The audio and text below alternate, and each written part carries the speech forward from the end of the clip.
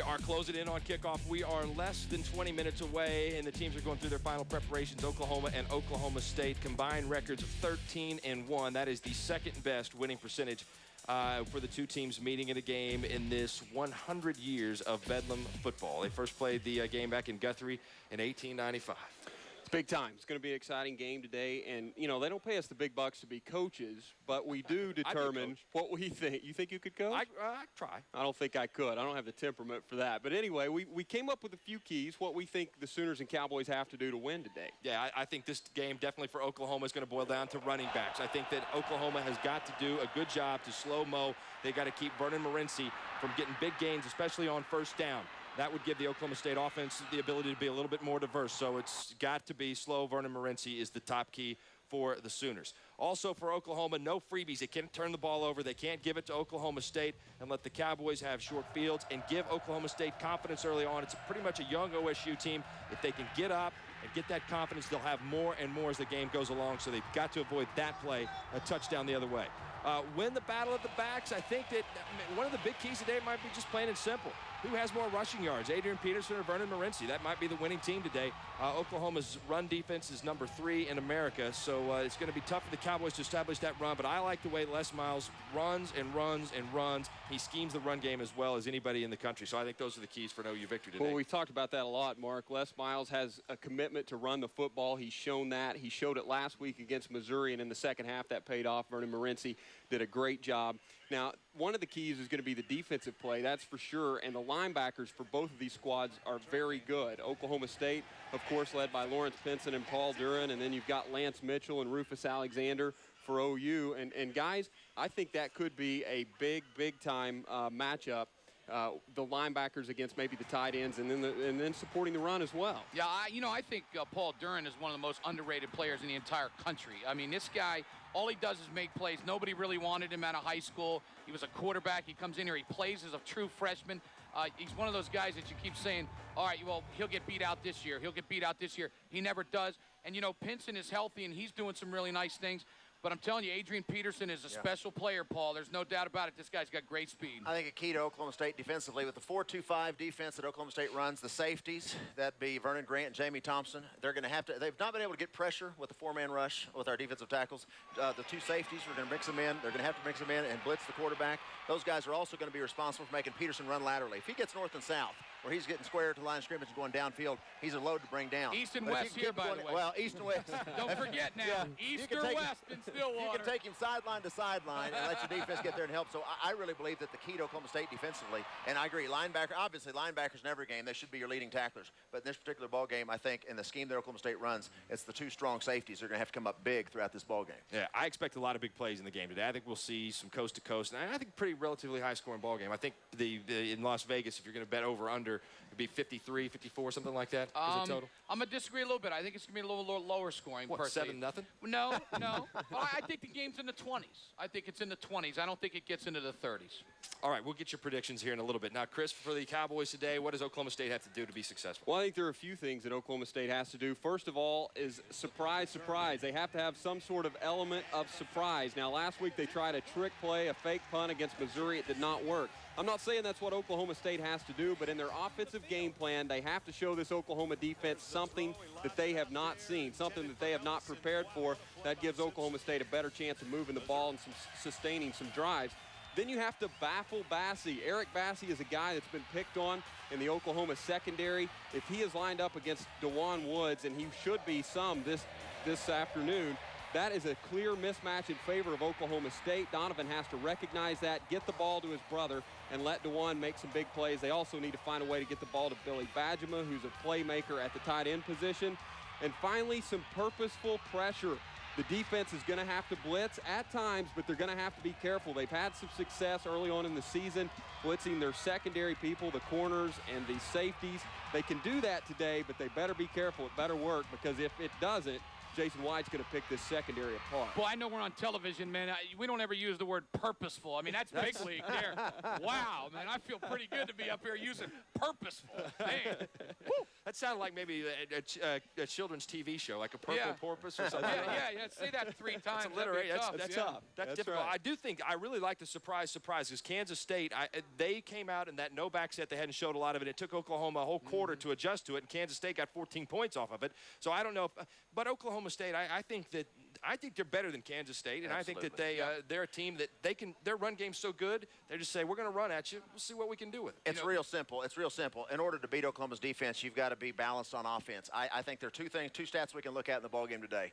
Number one, if Badgema or the tight ends have 7 receptions or more, then that means we're running the play action pass effectively. Number two, if Donovan Woods has 50 yards, only 50 yards, he has 50 yards or better rushing, that means that they're getting him out of the pocket, they're running some sprint draws, things of that nature, running that zone read off the shotgun. And if those two things are happening, then you can rest assured Morency's going to have 100.5 along with it. I think those are 2 keys for Oklahoma State's success. They don't need trick plays, though. They're a good football team. I think you're right. I think the surprise thing, though, is not necessarily trick plays. I think the key to it is 2 years ago, Mike Stoops told me after this game up here, he said, I've never gone against an offense that had me on the ropes more than I did in this game. That's what they have to do. It's not trick plays, but it's just doing some different things here and there, and they're so good at that. Mike Gundy and Les Miles are so good at Make them cover the whole field, right? That's exactly right. Put them in a bad position. I think you saw some stuff in the paper this week that Brent Venables said, hey, this is our biggest challenge this year, and I don't think that that's not cheap talk. I think that he really believes that, and I think that run game is going to be tough to stop today. Yeah, and Mike Gundy talked to me earlier in the week about this Oklahoma defense, and he says it's one of the best that he's seen in 4 years there. But he says even though they need that surprise element, they certainly have to do what they do. You have to do what you do. You don't have the capability to change much in 4 days. So, we run the ball and we try to push people down the field, moving the ball, and then throw it over the top. That's what we do, and we'll always continue to do that. We're a firm believer in that, you execute and you work hard on what you've done to get to this point, and you go out there on Saturday and let it go. Well, I think that's what we'll see Oklahoma State do. They're going to run the football. We've talked about it all game long, or all show long. They're going to run until it finally works out for them. All right, this is what it looks like, the battle of the backs today, and this is where we decided this is going to be the key element in the contest. Peterson against Morency, and is it as simple as that? Maybe the guy that has more rushing yards today, his team wins? I think there's a possibility of that, but I think Donovan Woods is the biggest key to this whole game. I think that he has to have some success throwing, as Paul said, maybe some running. He showed last week for the first time how fast he is. No one really knew it.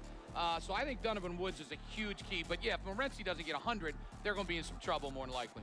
All right, let's move on to the Heisman discussion right now, and we will talk about some other candidates across the country. Really, no one is taking a step forward right now. Orton at Purdue last week had a subpar game, had a chance to lead his team on a game-winning drive, couldn't get it done. So the Heisman Trophy race, how you guys handicap it right now? Heisman's a joke. It's wide open. Yeah, it is kind of a joke. It is. They got to the point where if your team loses, then you're out of the Heisman race. What does that have to do with anything? Paul Hornung won the Heisman. They were 5 and 6. You could be the best football player in America, and your team could be 7 and 4, and you're not going to get the Heisman. I think it's an absolute joke. Right now, Peterson, they won't give it to a freshman, but he's got as good an argument as anybody. I mean, he's had a good season. I think Leinert's going to win it. I really do. I mean, I think Peterson may deserve it, but I agree with Paul. I think there's going to be a lot of people that do not vote for a freshman. I think Leinart ends up winning if they go undefeated. The Sooner fans may have had a heart attack there. That graphic said Reggie Smith, number 4 for USC. Reggie Smith still at Edmond Santa Fe. Yeah, that's right. That's right. He's not there yet. All right. You said low-scoring game. What's your prediction? I'm going 27-21 Oklahoma. I think OSU plays a really solid game. May even be a late touchdown to win it for OU. But again, as I've said all week, guys, biggest key, OSU has to have some success early in the game. Quickly, Paul. 31-28. We bounce an onside kick off of their guy's face mask. Jason Ricks kicks a field goal at the end of the ball game. 31-28 Cowboys. Cowboys win. They'll still let you in the Posse Club, Chris? OSU covers the spread, but Oklahoma wins 31-20. I like 38-21 Oklahoma. And we've had a great time today. I want to thank all y'all for watching. And what you've been waiting for is next. Bedlam football right here on your home for college football.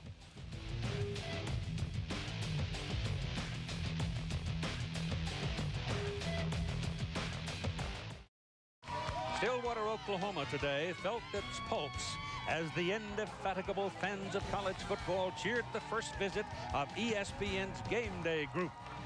The Bedlam factor is now headed for the confines of Boone Pickens Stadium, home of the Oklahoma State Cowboys, and the number 2 ranked Oklahoma Sooners are rolling down the highway.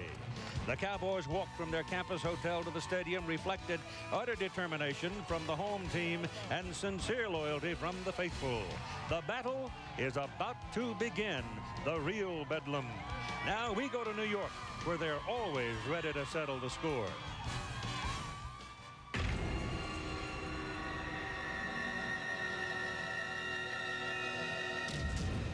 There comes a time in every rivalry where respect turns to hatred.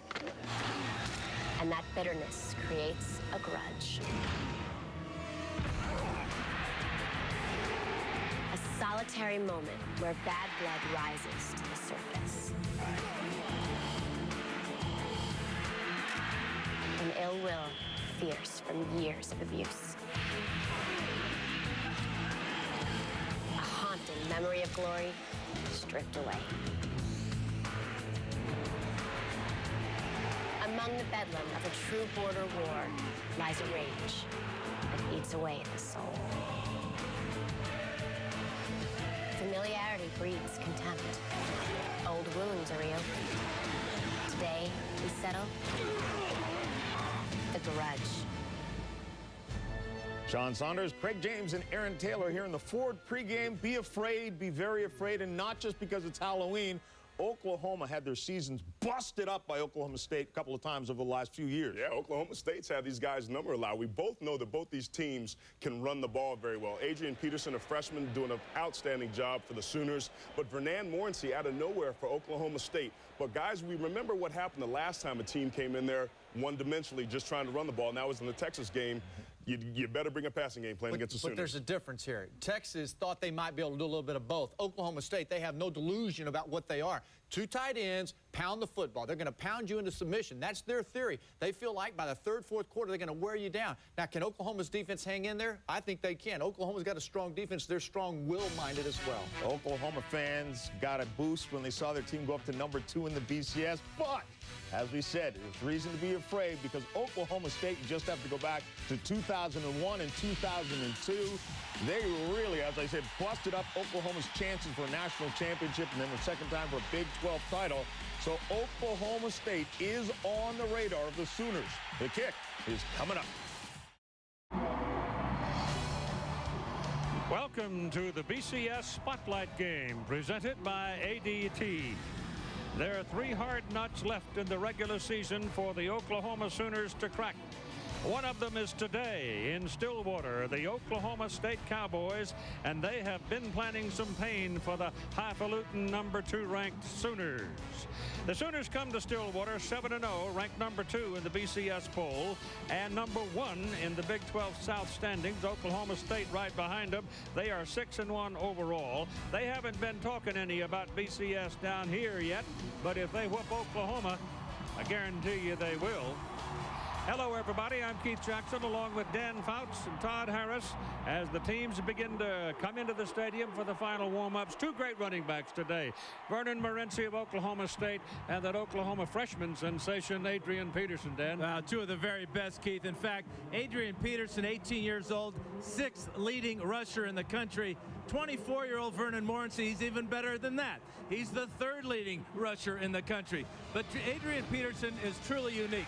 He combines the ability to break tackles and break the big one. Already over 1,000 yards on the year, Peterson has lived up to all the hype. Now, Morency has benefited from an outstanding offensive line. And with his balance and desire, he leads a team that will pound on you all day long in any situation. Keith, he too is already over 1,000 yards. If those 8-man fronts do stop the run, then we go to the quarterbacks as the next move. That's advantage Oklahoma. Heisman Trophy winner versus redshirt freshman. No question about that. Jason White, I think, is even better this year than he was last year when he did win the Heisman for 2 reasons. Number 1, Adrian Peterson. Number 2, he's finally healthy from all his knee problems. Jason White, defenses are crowding the box against the Sooners, and that has opened up the play-action bomb for him. 8 TD passes in the last 2 games, and now he's healthy enough to get out of the pocket and make plays on the run. And talk about making plays on the run.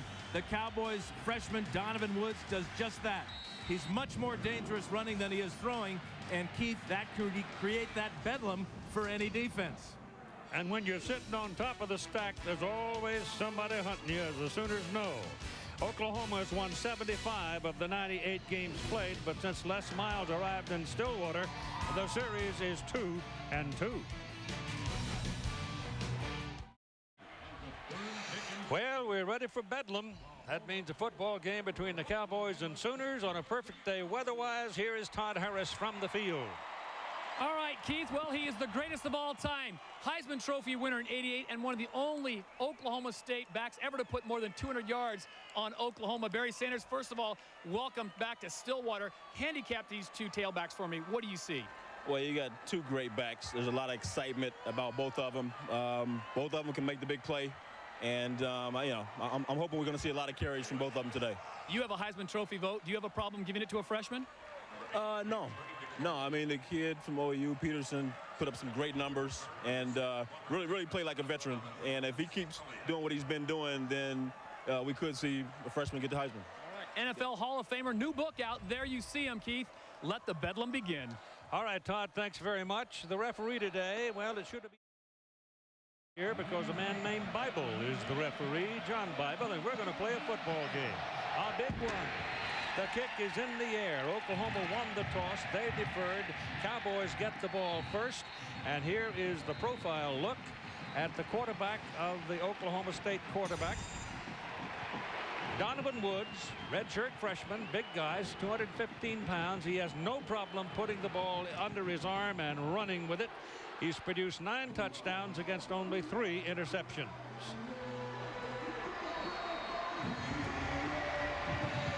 So here we come with the first snap of the ball game, and I think there's a lot of heat on this young man, Dad. You bet there is. It's because the Sooners will try to stop Morency and force the game into Donovan Woods' hands. Morency will line up deep in the second as a single back. And they had the fullback in motion, and he gets the ball. First man missed him, just cold missed him, and he's going to pick up about 6 yards on the play. Now let's look at the Outback Steakhouse starting lineups.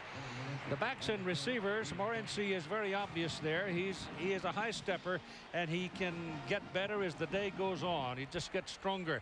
Badgema, the tight end, could also be a key figure today as he drags the middle. The offensive front is big. 300-pounders everywhere you look, and they can make hay for you. They could eat hay, too. On second down, call it 5. Badgema goes in motion, and there's contact at the line of scrimmage. Now they finally get a flag out of the pocket of the linesman, and it was Dan Cody trying to anticipate the count, going offsides and making contact with the offensive lineman of Oklahoma State. The offensive front for Oklahoma State reads this way. 300 pounds in Hilliard, Mays 300, Davis 290, and Koning is 280 with the center Chris Aiken at 300. So they're plenty big enough, and the defensive front for Oklahoma can counter size with size as well. But in the linebacking core, you add speed to it, and they're special to watch. And of course, in the secondary, there is nothing but speed, and they're bigger in the secondary than most college teams are too. Taller.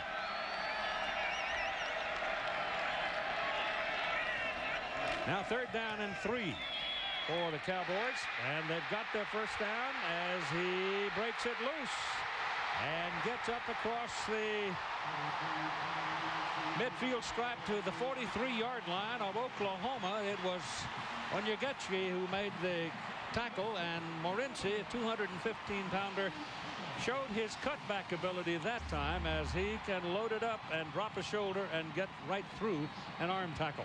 Yeah, great job of this offensive line, Keith. You talked about how coordinated they are. There's a nice trap block there by Sam Mays. Great start for the Cowboys. They get a good run on first down, then offsides against the Sooners on second down, and now they're in Sooner territory. With a first down at the 43-yard line. Out of the shotgun. And the ball inside. They will run until you stop them. They will make you stop them. Donovan Woods, as I told you, is almost more of a running back at times than he is a passing quarterback. and he has no fear when it comes to sticking his head into the pile. And according to Mike Gundy, offensive coordinator and former Cowboy quarterback, he's getting more poised, more confident. Getting that game day experience has really helped him. They wish the pass protection would be better for him, but he is expected to run the ball 8 to 10 times today. We already saw his first carry just there. His brother, Dewan Woods, is one of the leading pass receivers on the team. They hand the ball off to Sean Willis, the fullback, trying to catch the Sooners on the right side on a quick pop, but couldn't do it. They stopped him almost in his tracks. Larry Burdine with great penetration that time, Keith, showing that quickness at defensive end. Watch Burdine just jump right through this gap right here. Right on the knees of Willis, and you better get Willis around the knees. He's 260 pounds. 3rd down and 8 now. Double tight end out there now for the Cowboys, Badgema and Johnson. And Donovan Woods will go to the shotgun. He is the single back. So he's got 4 wideouts to look around, goes shopping, got some time, gets it away, and overthrows his man, and it should have been intercepted. He threw the ball right to Brodney Poole, and Poole dropped it. So the Sooners lose an opportunity to get the football. Dewan Woods was the man for whom the pass was intended, and he was available. The ball just sailed away on Donovan Woods when he threw it. And real so good pass. Yeah, sorry, Keith. Real good pass protection for Woods, but you can see this ball almost end over end. Clearly slipped out of his hand. Cole Farden, F-A-R-D-E-N, is out there, a senior out of Grapevine, Texas. He's kicking to Mark Clayton of Oklahoma. The Sooners' return man is from Arlington, Texas. And he calls for a fair catch, but the ball is over his head, and that is to the advantage of Oklahoma State as Cole Farden. We saw him in the opening game of the season, and he had put on a terrific show punting the ball, and there he just slammed a 6-iron in and backed it up, and it's down on the 5-yard line. Here's the profile on Jason White, the quarterback and Heisman Trophy winner for Oklahoma, and he may very well be among the leaders for that trophy again this year. 6'3", 221. Look at the yards that he has compiled this year. His passing percentage is 65%.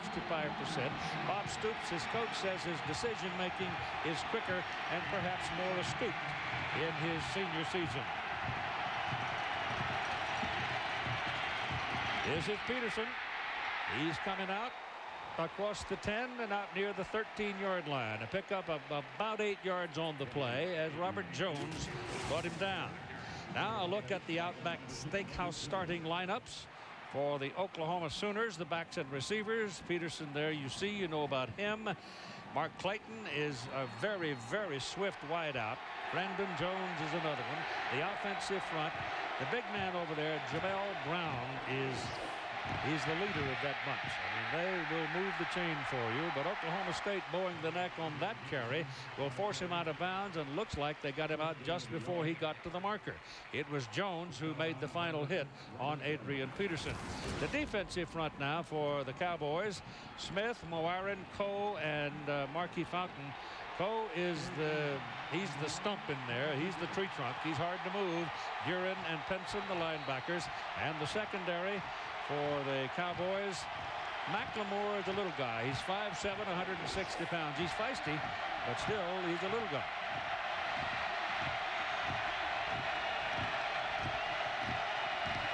Third down and a yard. They get the first down up near the 20 as Peterson hurls his 210-pound body at that hole and got about 3 yards.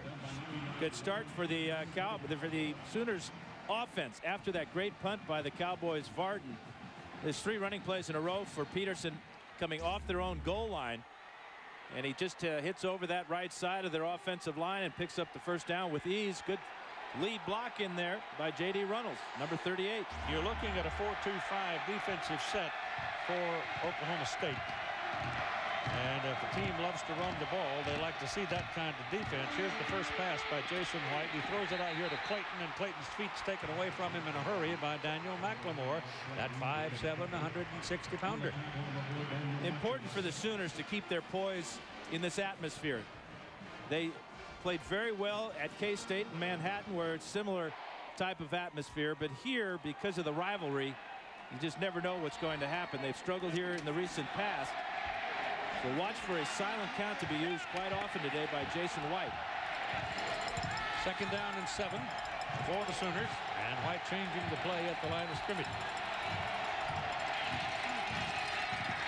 Keeps it, rolls out, getting some heat now, gets a block to keep him upright, and now he's going to get shoved out of bounds up around the 25-yard line by F.A. Mowarin. Yeah, there are really no secrets between these two teams. They very familiar with their schemes. We saw that White changed the play at the line of scrimmage for this bootleg, but the Cowboys were ready for it. Look at the containment right there by Marquis Fountain, number 97, and then the quick reaction to get White out of bounds after a short game.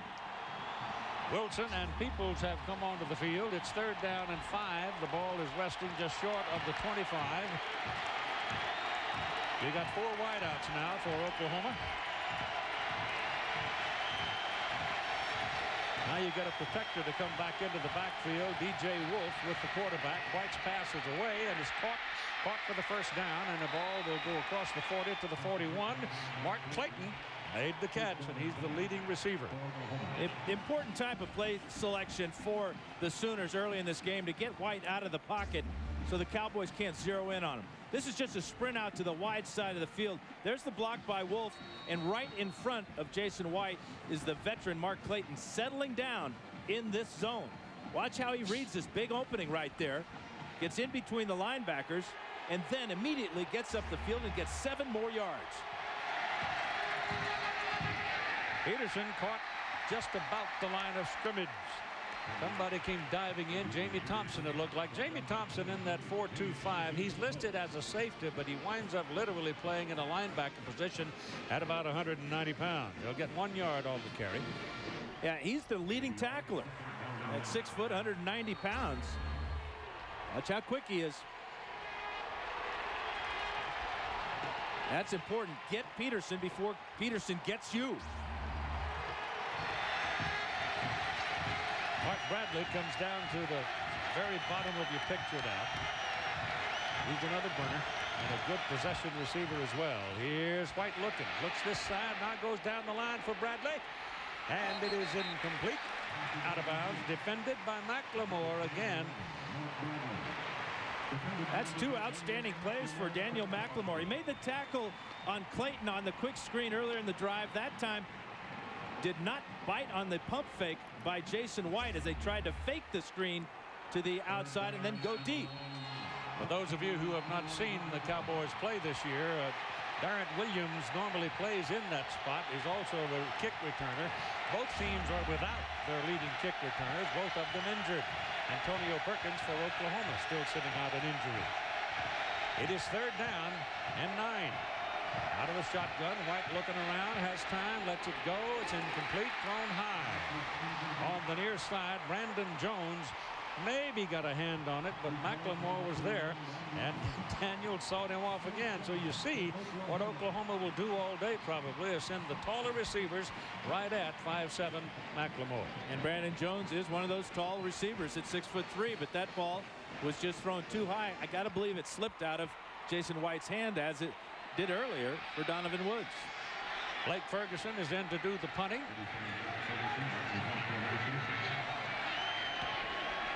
Prentice Elliott, excuse me. And it's beauty. Goes into the end zone. So both punters have hit big punts, and they have. One of them was frozen on the 5-yard line by Farton of Oklahoma State. This one with the tail dragger goes 58 yards, but it'll come out to the 20 for an Oklahoma State 1st down.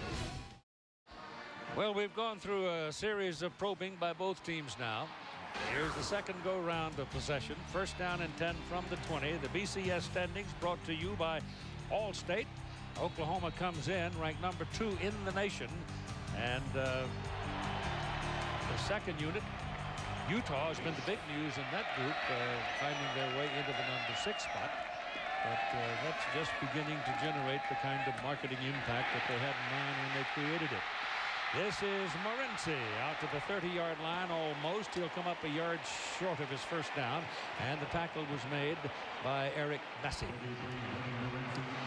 Pretty good blocking stuff from that big old tight end, Billy Badgerma, too. He had kept the door open for quite a while before Morency found his way through it. He sure did, Keith. Let's check him out. Number 86 there on Rufus Alexander. About 18 moves right here. If he just had made 19, he might be in the end zone right here. Just one-handed tackle there for the Sooners. Second down and 1.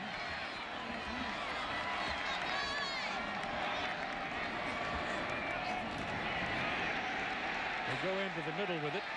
Kind of interesting play that number 13 on the near side, Bassey, was standing in front of one of the wide receivers.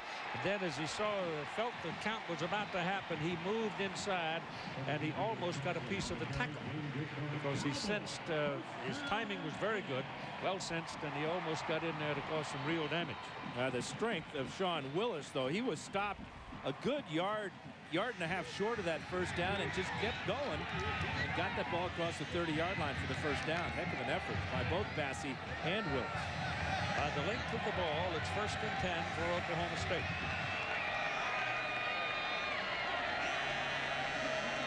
Long place, they bring him back this way. Now Donovan Woods sets a shotgun, looks around for somebody to throw to, does. Throws behind the intended receiver, though. Charlie Johnson taking away Johnson's ability to make something after the catch. So it's a pickup of 3. What we're seeing from both these teams is a lot of shifting, a lot of motion. What they're trying to do is get the opponent out of position, confuse them, create leverage.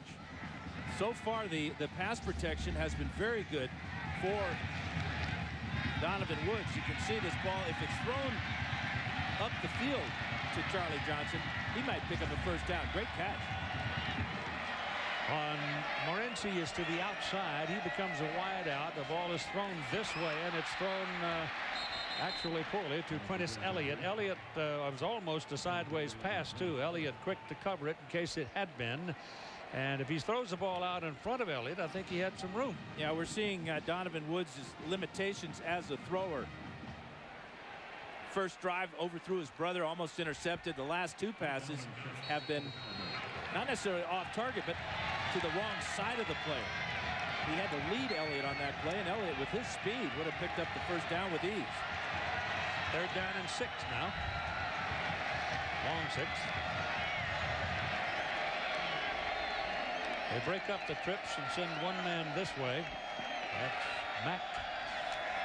And Woods back, goes down the middle with it and misses his man. Had him. Badgerma was there. He was just trying to throw a quick pop to him, and he threw the ball and missed him. He had a little bit of heat, but still time to throw, and he didn't do it. Well, and Badgerma runs a hook, and Woods is expecting an out route. The ball goes to the out. Badgerma on his hook, stopped in the middle, incomplete pass. And here's your punt. The first was only 36 in length, but oh, how effective it was, though the Sooners ran away from their precarious position on their own 5. Kind of hard to start a ball game on your own 5-yard line, but they got away with it. This is a pretty good kick. Didn't get all of it. Didn't turn it over. The ball is taken at the 24-yard line by Mark Clayton. And Clayton, who is ever dangerous with a football under his age, just automatic. He runs by instinct, he says, and he'd scare you to death. He's on the 39-yard line with that return, and it'll be first down Oklahoma when we come back.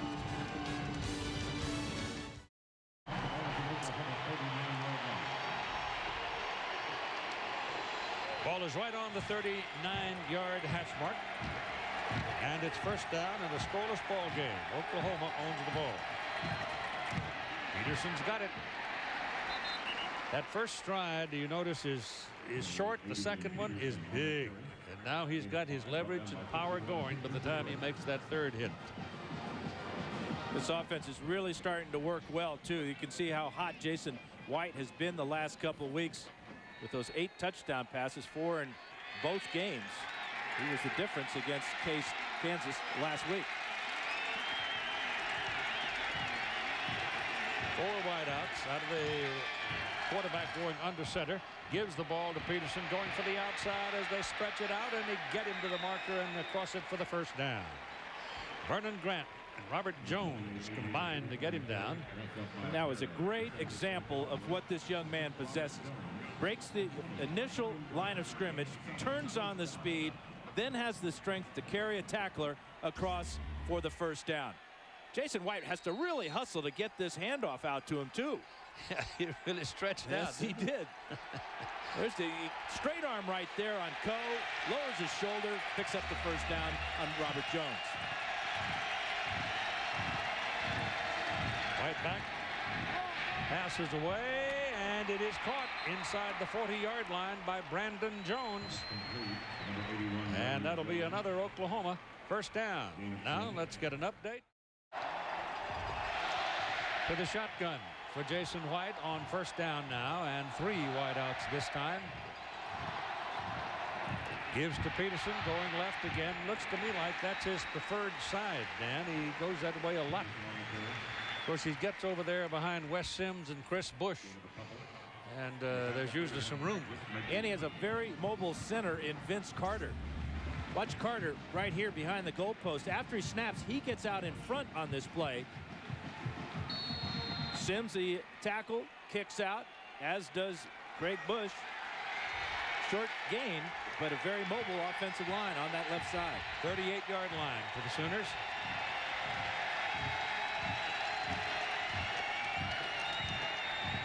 Got him. Great catch. As he turned to look for the ball, it was there, and he made the catch and took it down to the 10-yard line. Mark Bradley caught it right in front of Jamie Thompson, and Thompson kept him out of the end zone. Now check out the timing on this play. This is what you want as a receiver. Once you make the cut, that ball should be in the air, and it was. Great ball adjustment by Mark Bradley at 6'2", but very easy to make that catch over the 5'11" Robert Jones. Ball's in front of him. He scored. He was a little behind him. Yep. On first and goal, it's Peterson bouncing to the outside, and a couple of Cowboys get him at about the 8-yard line. Robert Jones has been busy, hasn't he? They've been running that way. Of course, he plays that defensive side and got help from Benson, the linebacker. This is an amazing number right here. 9th in the Big 12 in the red zone. They've been off to struggling starts their last couple of games. Have finished well, but getting in the red zone and getting in the end zone been tough for OU.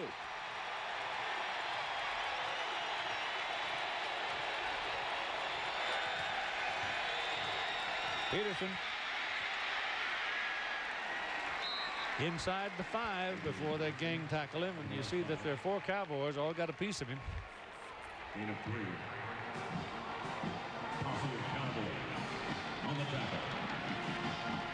Keith, the Sooners kind of like this side of the field, don't they? Running left one more time behind Runnels. Wes Sims. Kevin Chasen in the game now, left guard. Kewan Jones comes into the backfield now, making his first appearance in the ball game as they go to shotgun. Jones is number 20. Played a lot last year. He's behind Peterson. And White's pass touched to the corner. Touchdown. Mark Bradley.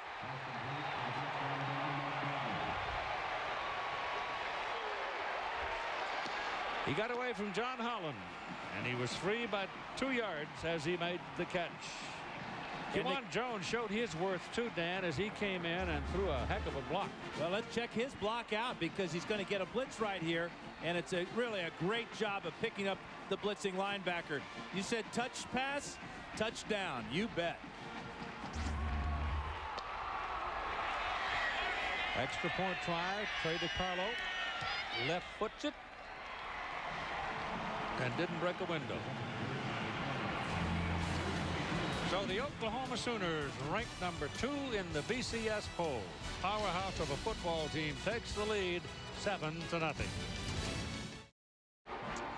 Welcome back to the BCS Spotlight game presented by ADT, and interact on Enhanced TV now at ESPN.com.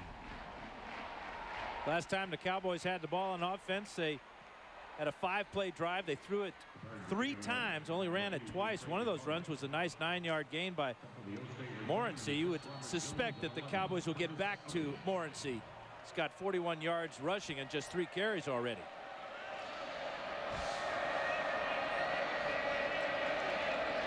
Robert Jones and Prentice Elliott are the return people with Trey DiCarlo kicking it off for Oklahoma.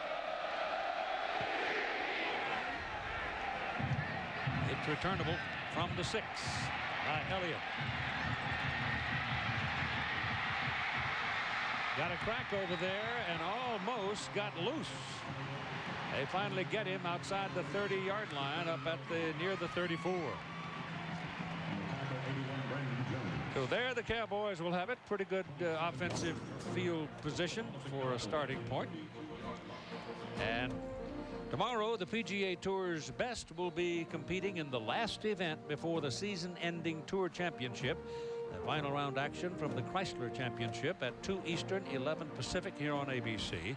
Playing down in Palm Harbor, Florida. And I'm told if Vijay Singh makes the top 15, he will reach $10 million in earnings this year. The first man ever to do that in professional golf.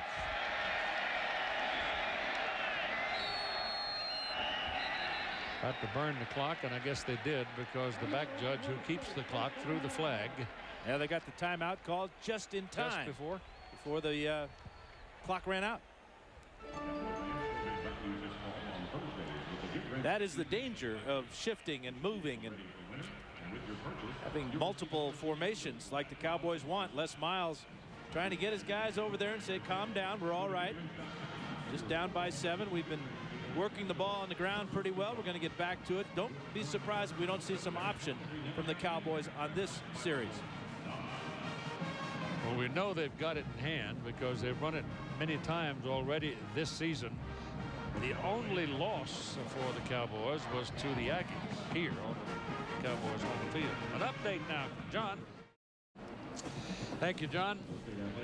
I'm afraid the Boilers and Kyle, those 2 losses are going to hurt them. I would think so. Nobody's talking about Orton being a front runner for the Heisman as they were doing just about a month ago.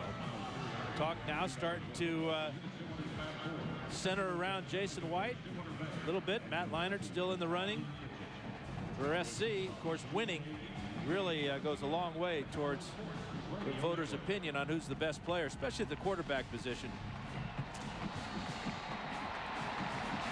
The ball is put at the 32-yard line now for the Cowboys, and 1st and 10 as Luke Frazier checks in. They run it. Well, that big number 80 reached in there and got a piece of him. Dan Cody. Cody is he is Mr. Destructo. He tears up everything in his neighborhood. He is a tough guy to handle. He's got great quickness too, Keith. I mean, he just loves to play the game. He wants to make every tackle on the field. Watch him on this play. Here he is way out here. He'll start out here thinking the ball's coming back out that side, and then has the speed and strength to close and bring down Morency. He did it with one arm, too. Yes, you don't see that very often. 2nd down and 9 now.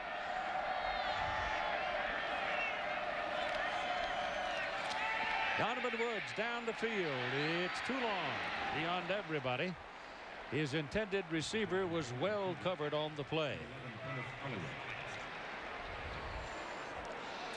Cody, talking about handling the big Oklahoma State running back, said this in conversation with Dan Fouts. As good as running back he is, and he is a great running back, I mean, he's going to get yards on you, and that's what you can't have. You can't have him nickel and diming and chipping away at you, because there's nothing more harmful to your defense than, you know, giving up those 3-4 yards at a time and just being out there for a 12-play series. 3rd down and 9. Passing formation again for Oklahoma State. Woods gets it away and throws that one way beyond in the receiver. DeJuan Woods, his brother, it was 4 feet over his head. So they don't look too sharp with their passing game. No, and I'm not sure why they've gone away from their running game. Morency's averaging 10 yards a carry. He was stopped by Cody after one play there, but after that they went to the air and weren't even close. 1 for 6 now for Donovan Woods. And Boone Pickens Stadium is pretty quiet. Yes, it is.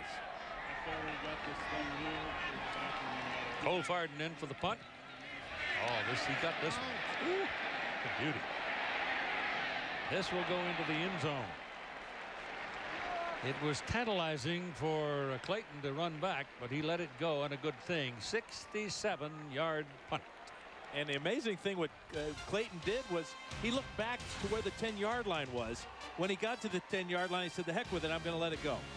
Monday night, one team coming off their first win, the other off their first loss. Al Michaels, John Madden bring you the Miami Dolphins and the New York Jets. Monday Night Football, 9 Eastern, 6 Pacific, ABC Sports.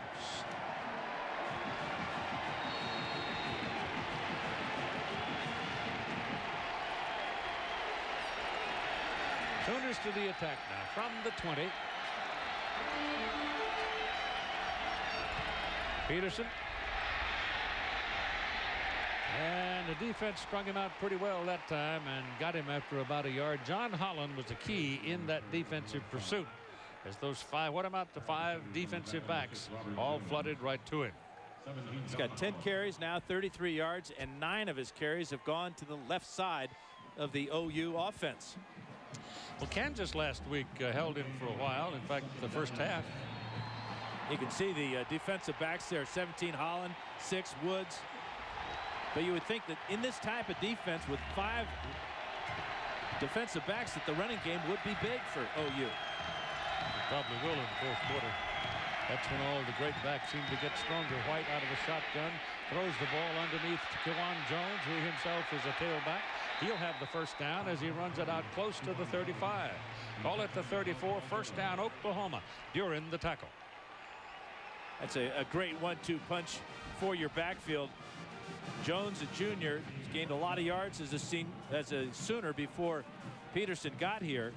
But you can see his value. We've seen him already pass protect on the touchdown throw, and now as a receiver on the screen pass. Well, Kewan at 5'9", 200. He's a pretty good chunk sitting back there. And he is the deep guy in this I set. Gets the ball. Somebody had a halter on him after he picked up a couple of yards. Jerry Don Bray got him high, but it didn't get him around the head. And it was a good tackle. Well, mission accomplished as far as taking the crowd out of the game for the Sooners. This crowd is totally flat. And I think they're worried about when Oklahoma's going to break another big play on them.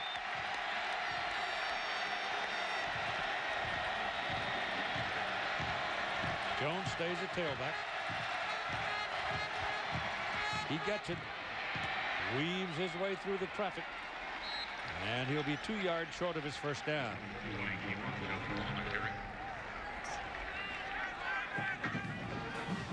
That's the formula that Chuck Long, offensive coordinator, wants for the Sooners. Is pound the ball with Peterson, and now we're seeing Jones. And then that play action pass that worked so well, the deep ball last week against Kansas. So we played one. Oklahoma leads 7-0. ABC Sports presentation of college football back after this message and the word from our ABC station.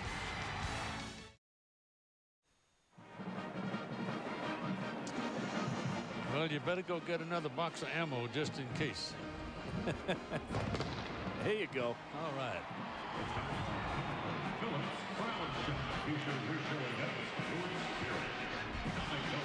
Ball's on the 44-yard line now. As we go to the second quarter, it's 7-0 Oklahoma leading Oklahoma State, and we're playing in the Cowboys' home field, Boone Pickens Stadium, where they're adding to it, refurbing it, making it fancier. It'll be pretty next year, all around the stadium. Jason White hands the ball off to Adrian Peterson. Peterson shifts into second gear and goes whistling across midfield and hits the ground at about the 44-yard line on the Cowboys side of the field. Keith, this is a great running back. He's only 18 years old, but watch these moves right at the line of scrimmage. He's going to come to a complete stop, avoid a tackle, jump to the outside, jump twice to the outside and then turn on the guns. Wow. 2 Cowboys had a shot at Peterson for a loss there on 3rd down. Peterson now with 11 carries and 46 yards. And White pumps it again and lets it go into the cheap seats. Some cheap seats. 30-yard line probably takes a mortgage to own those. I don't know. It looks like a lot of students down there, Keith. I think those, yeah. See, they're standing up. The mortgage people are on this side. Well, that's mom and daddy then. Yeah. Ball's on the 44-yard line. 2nd down and 10. Oklahoma just twiddling away. So far, Oklahoma State's got nothing out of their passing game, and they've gone away from their run. And the Cowboys jump off sides unless there was movement, but I think perhaps somebody must have flinched because too many Cowboys jumped. Before the snap, false start, 70 on the offense. There you go. 5 yards, 2nd down. So while they mark off the penalty, let's check in with that'll quicken Lou's step. Have the lead over Tennessee. 2nd down and 15 now for Oklahoma. The ball comes back to the 49-yard line. Jason White stands, gives it to Clayton. Clayton makes the 1st man miss, 2nd man miss, 3rd man miss, 4th man miss, 5th man got him. He doesn't give you much of a target, does he? I mean, he gets down low. He's spinning like a top. Vernon Grant saying, I should have had him. Well, he's got company there. About 4 or 5 Cowboys should have had Mark Clayton. That was a quick screen to the outside. And then just watch as Clayton does his magic here. 2, 3, 4, 5. Took a bunch. Yep. 3rd down. 3rd down and 4.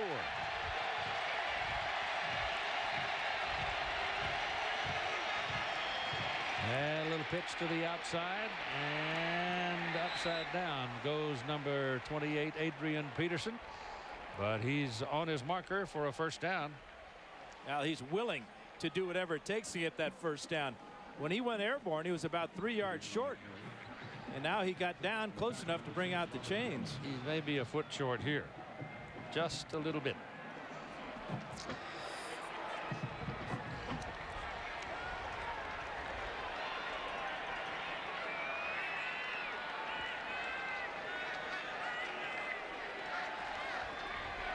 Got to move some people around so they can get the chain on the field. Great effort. Robert Jones with the tackle. I'm not sure that he got a very good mark. It looked like the ball was in his left arm, and when he hit the ground, he was about a good half yard farther than where they marked him. But he's a foot short of the 1st down. Maybe almost 2 feet. Yeah, that'll bring up 4th down, and the Sooners have been awesome on 4th down conversions, as you can see. You have the feeling right now that Oklahoma has control of the football game. Mainly because the Oklahoma State passing offense has produced literally nothing so far. Well, what the passing offense has done for the Cowboys is taking them out of character. Yep.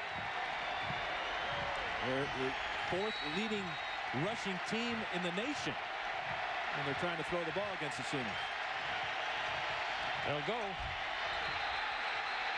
Wedge it in the middle. Penalty flags all over the field.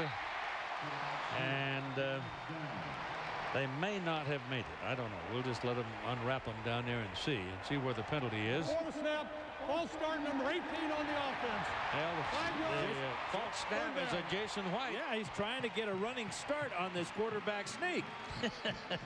And you rarely will see this. Usually a quarterback is pulling out, going backwards. But watch him. Watch him move around here. He's given the center the signal to snap it, and the ball comes up a little bit late from Vince Carter, and Jason White gets called for the false start.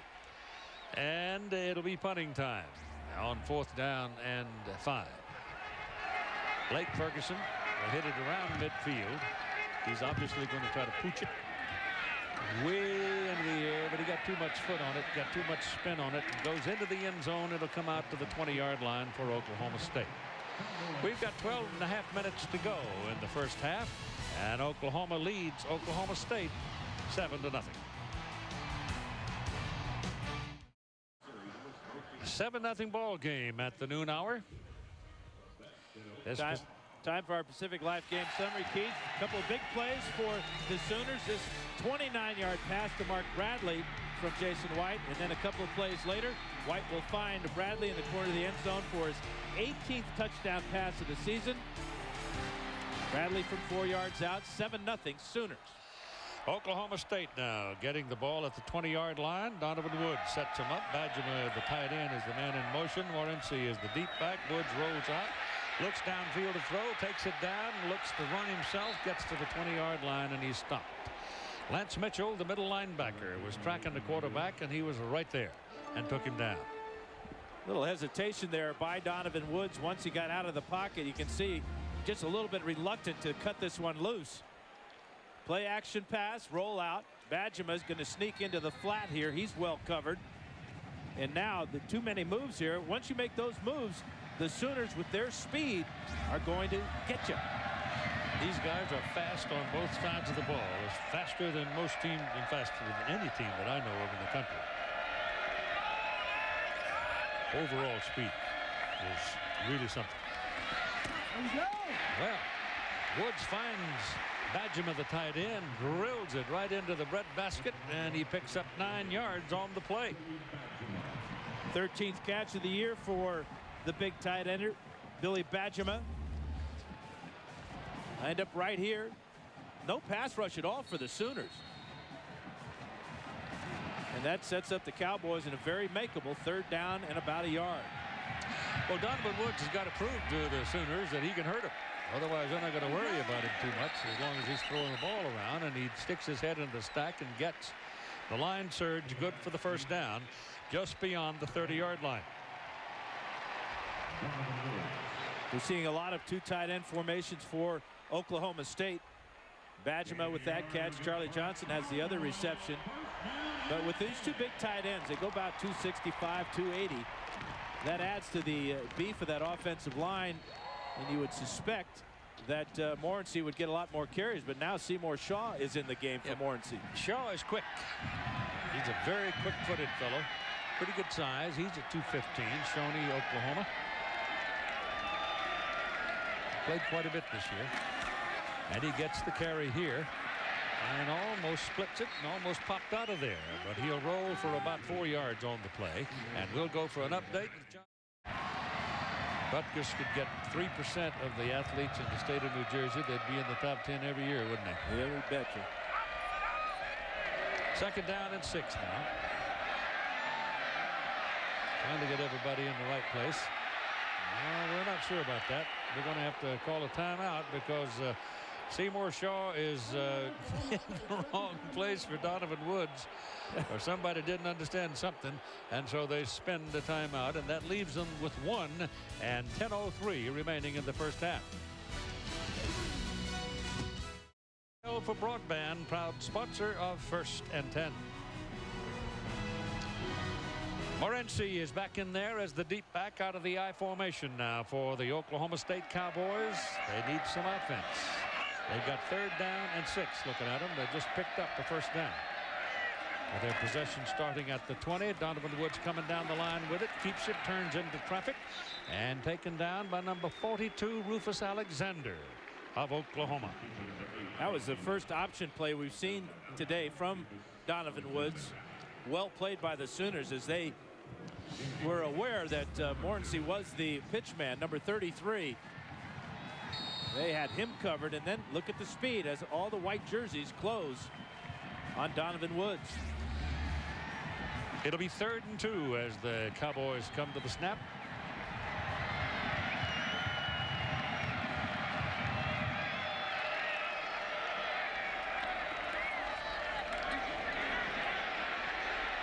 Morency is going to come up short of it as number 10, Lance Mitchell, the middle linebacker, got the penetration and had the foot speed to track him down and brought him down short of the 1st down marker. And so once again, the Oklahoma defense asserts itself. And the Cowboys will have to punt.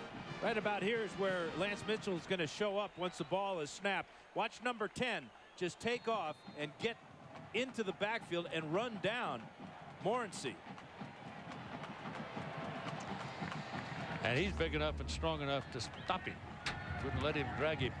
Cole Farden with his 4th kick of the day. And it's a spinner, but it's low. It's a tail dragger. Should take a good Oklahoma State bounce, and does. Oh, it's touched by the Sooner. And Oklahoma State recovers the ball inside the 15-yard line. Mark Clayton, who is not a seasoned veteran at returning kicks, kind of reached back for the ball when he realized it wasn't going to go all the way to the end zone. The ball touched him, and Vernon Grant covered it for Oklahoma State. Keith, he showed real good judgment on an earlier punt. This time he was just too tempted as he saw the Cowboys run away from the ball. Watch this ball bounce. He's saying, let it go, let it go. Now he sees that big hop there and thinks he can pick it up. Well, there's the artificial surface causing a bounce to go the Cowboys' way. And what a break this is. So let's see if they can do something with it.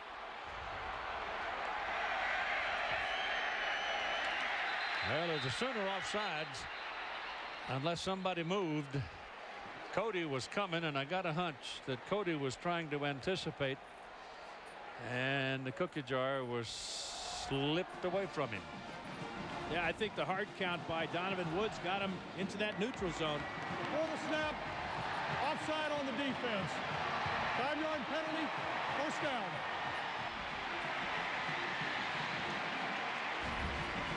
Well, the Sooners have had some problems on special teams. How about last week against Kansas? This fumbled punt snap by punter Blake Ferguson resulted in a 1-yard punt. Then Trey DiCarlo had this field goal block. Later had an extra point block. But so what? Sooners won 41-10. It's 1st and 5 now for Oklahoma State, just inside the Sooners 10.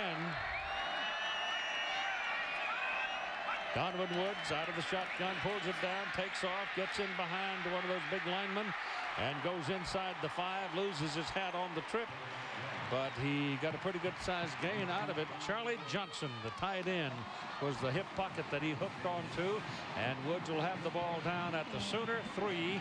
That will be 1st and goal. It's like having another running back in the backfield. In fact, it's a single wing play is what it is basically. The tailback Woods just getting in behind Charlie Johnson and that big offensive line. Sooners have a lot of success in the red zone. I mean, the Cowboys do.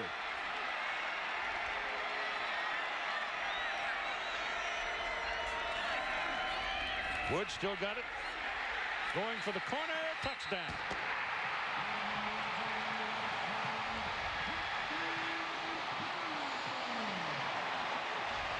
Yeah, that wakes up the home folks. Just 2 plays after the fumble by Mark Clayton, or muffed by Mark Clayton. Just a bootleg. Faking the ball here and coming out. Fake to Morency. And then just pure speed. Donovan Woods showing off his running ability. And that should give him a lot of confidence as the rest of this game goes on. Jason Ricks for the extra point. And it's good. And we're all tied at 7. Jason Ricks won the game at Missouri last week with a 28-yard field goal inside the last minute. So the horse is on the field. The flag is flying, and Stillwater's happy. It's a tie game. Cole Farden, the punter, will do the kicking off as the Sooners are lining up on the field and waiting to get their turn to answer that touchdown. Mark Bradley and Travis Wilson are the return people for Oklahoma. And here's the Cowboy punter, who's also the place kicker for the kickoffs. Ricks does the field goal stuff. Ooh, that's a big one. That's nothing new for the Cowboys. 75% of Cole Farden's kickoffs have resulted in touchbacks just like that one. Now time for the Aflac trivia question. This week's question is, who holds the NCAA 1A freshman record for consecutive 100-yard rushing games?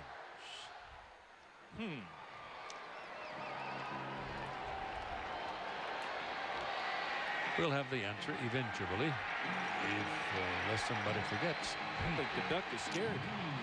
Yep. It's November. Almost. All right, here come the Sooners. First down from the 20. White's in the shotgun formation. Turns, hands the ball to Adrian Peterson, and Peterson is grabbed almost instantly by Clay Coe, a 295-pound senior from Edmond, Oklahoma. Edmond or Edmonds? Well, as big as he is, it better be plural. Coe with pretty good quickness here. Watch him from this spot. Little handoff to the inside here. He beats his man and then gets the running back again before he gets running.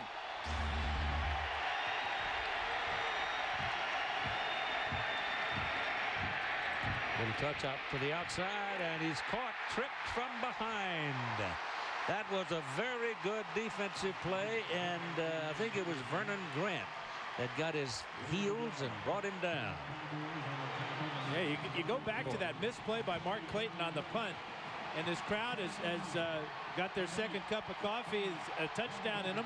They're back into this game, and the defense obviously is going to feed off the emotion and noise and energy of this orange crowd. That could have been a touchdown, though, if they don't trip him, because he had things just about where he wanted them.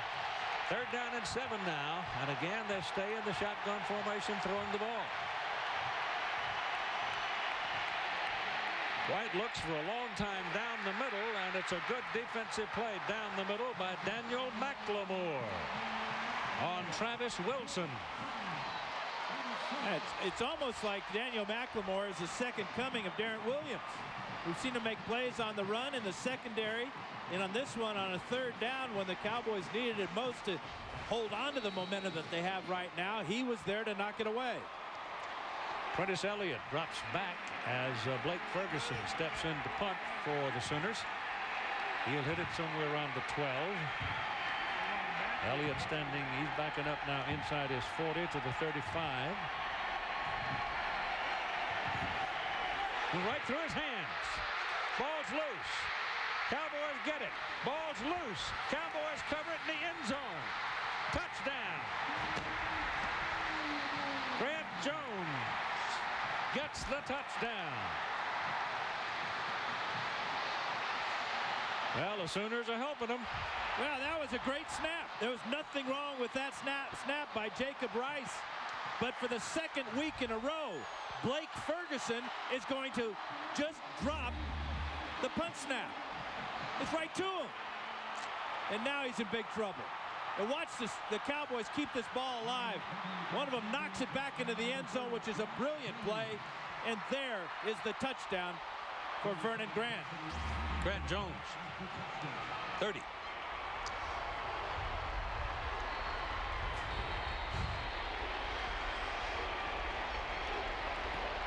Extra point try coming. Jason Ricks.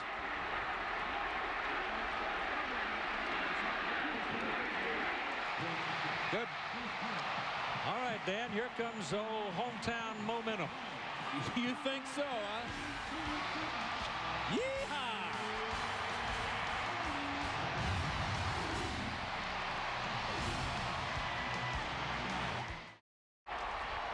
Oklahoma State on top 14-7 because of misplays on special teams.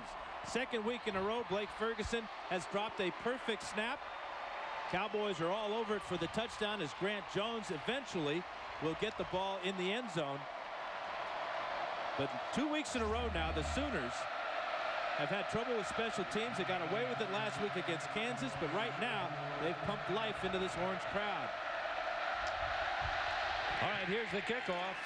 14 points in a minute and 36 seconds by Oklahoma State for the 14-7 lead. Here's your return by Travis Wilson for the Sooners. And the Oklahoma State pursuit is hot. They get downfield in a hurry. The Aflac trivia question, which we asked a moment ago, who holds the NCAA 1A freshman record for consecutive 100-yard rushing games? The answer? Poe James. Remember Poe James? 1968, New Mexico State. He had 8 consecutive 100-yard games as a freshman. Guess who's closing in on that mark if he gets 100 today? Adrian Peterson. Yes, I'll bet you betcha. Gotcha. Speaking of Peterson, stopped just about the line of scrimmage. He'll get a yard before Jamie Thompson risks his life and takes him down. And here's Todd Harris. Well, Keith and Dan, it is absolute bedlam down here right now. The fans are back in it. But Adrian Peterson is a young man who really burst on the scene this year. But it was at an early age that his father knew that he was going to be a player. His nickname is AD, as in all day long, because the kid would play from sunup to sundown, and he had the stamina to do it. But he is playing with a heavy heart. As a young age, he lost his older brother when a drunk driver ran into their family. Keith. All right, 2nd down and 8. Jason White all day to throw. Throws complete out to the 25-yard line. Will Peoples making the catch. And the senior out of Humboldt, Texas, brings it down and moved the chains. Yeah, a bit of a silencer with that pass by Jason White to Will Peoples. Again, White's getting all day to throw. Only been sacked 5 times all season. Hasn't even been knocked down yet today. He surveys the field, and Peoples with a tough catch. Good concentration, catching the ball in his hands over the middle. Mark Bradley's back into the game. He's the fellow who caught the big play to set up their touchdown and then caught the touchdown pass. Jason White back again. No pressure on him. Goes deep down the middle of the field, and it is incomplete. Intended for Mark Clayton. And running with him was Robert Jones, who has played a fine defensive ball game for Oklahoma State, number 6. Yeah, Jones showed good speed, but that ball was thrown too far to the middle of the field. If White throws the ball out in front, Clayton's on an inside post route. It's easier for Clayton to separate from Jones.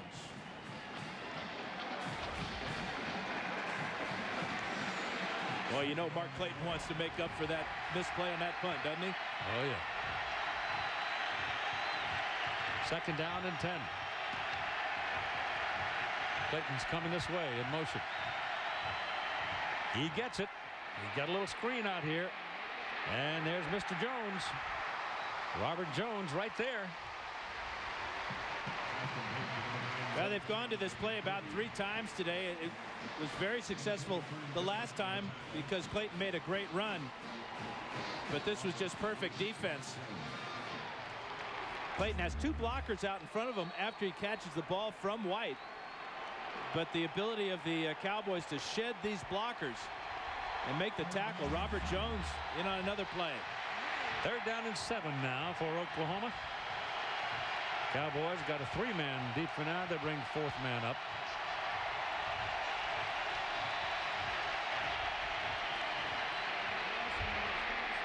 Ball is caught. Bradley down the sideline. See you later. Touchdown, Oklahoma. Ball bounced off his hands. He caught it on the ricochet, and by then his motor was running, and it's 72 yards and 6. Well, that's why they're the number 2 team in the country, bouncing back from a couple of special teams miscues. Senior quarterback, former Heisman Trophy winner, with his 2nd touchdown pass of the day. This is really a beauty. A crossing route as Bradley comes from the other side of the field. Juggles the ball, makes the catch. Look at these Jets. Wow. The extra point try by DiCarlo is good for the Sooners, and we're tied at 14 with 4 minutes to play in the first half here in Stillwater. Yeah, Mark Bradley likes playing against OSU. Last year he threw a touchdown pass and had a touchdown reception. Watch him come across the field right here. Talk about concentration. Should have caught it there. Got the lucky bounce, but stayed with it. And boy, look at this beautiful stride as he pulls away from anybody in orange. Got Winburn. Big, tall, 6'2", 198 pounds, and fast. He must be in that 4-3. category. He was there. There's speed, and then there's football speed, right? Yeah, and you can't ever measure football speed. Nope. Something happens down there when people are chasing you. Bob Stoops is you know, he came into that program, and it wasn't in all that good a shape when he took it. But he sure has cured things. And his brother Mike is down at Arizona with his other brother Mark. So the Stoops family with Dad and the whole family has been into coaching football. That was obviously a huge play, but the way that the Sooners responded to the touchdown, both those special teams missed plays, that really shows you a lot about the character of that football team right there. Speed kills, man. And boy, have they got it. 5-yard line, Robert Jones. And Jones is across to the 23. I'll tell you what, though. There are other teams in the group of the top 5 in the country that have that kind of speed. Robert Jones may have buggered up a knee. He's hurt on the play and is on the field. Robert Jones brought down by number 6, Jason Carter. At the conclusion of today's game, we'll select a Chevrolet player of the game from each team. Chevrolet making a $100 contribution to each university's general scholarship fund. If they lose Robert Jones, they're going to lose a fellow who has had a profound impact on the goings-on in this first half of play. Yeah, that would mean they're both at their starting corners. Darrent Williams and Jones would be out. Trying to walk it off. I would suspect that they would keep him out at least until the second half.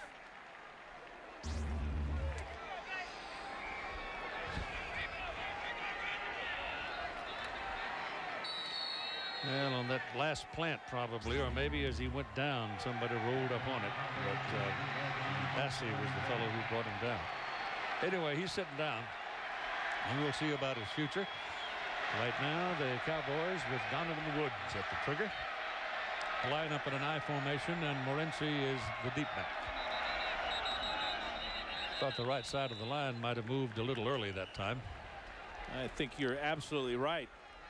Timeout, Oklahoma. First timeout of the half. Well, Sooners called a timeout just about the time all of that was occurring. And the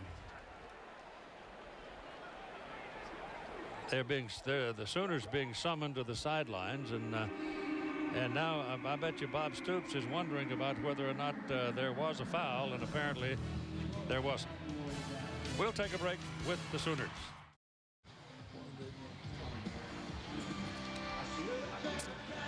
There's been some serious conversation going on in the huddle over there with the defensive people and the coaches. Yeah, you got Stoops, who is a defensive coach, Yeah, and then that's right. you got co-defensive coordinators and Brent Venables and Bo Pelini. So there plenty of guys to yell at people.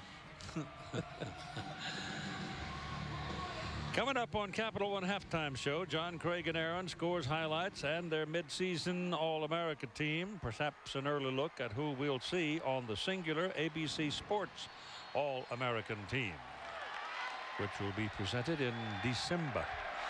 From the 23-yard line now, here are the Cowboys. First down and 10, 14-14 tie at 3:54 to play in the game, in the first half of the game. And they go back to Morency, who has been pretty quiet. He hasn't seen the ball much. No, that's just his 6th carry. He had a great start to the game. Had a 27-yard run on the first possession for the Cowboys, which happened to be the longest run against the Sooners all season. Well, I bet you see more of him in the second half, especially if we go to the clubhouse even.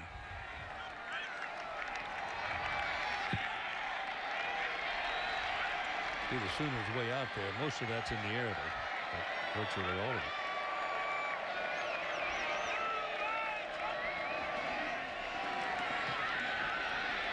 Donovan Woods looking around, and now he throws it away. He got outside the tackle so he could throw it wherever he pleased, and he chose well out of bounds. Jonathan Jackson was about to jump his bones back there and do some serious damage because he had him in his sights. Now, the one thing that the Cowboys don't want to do is have to punt this ball right back to the Sooners, because that momentum thing we were talking about, and this crowd settling down now, and the momentum back with the Sooners. Going away. 3rd down and 6.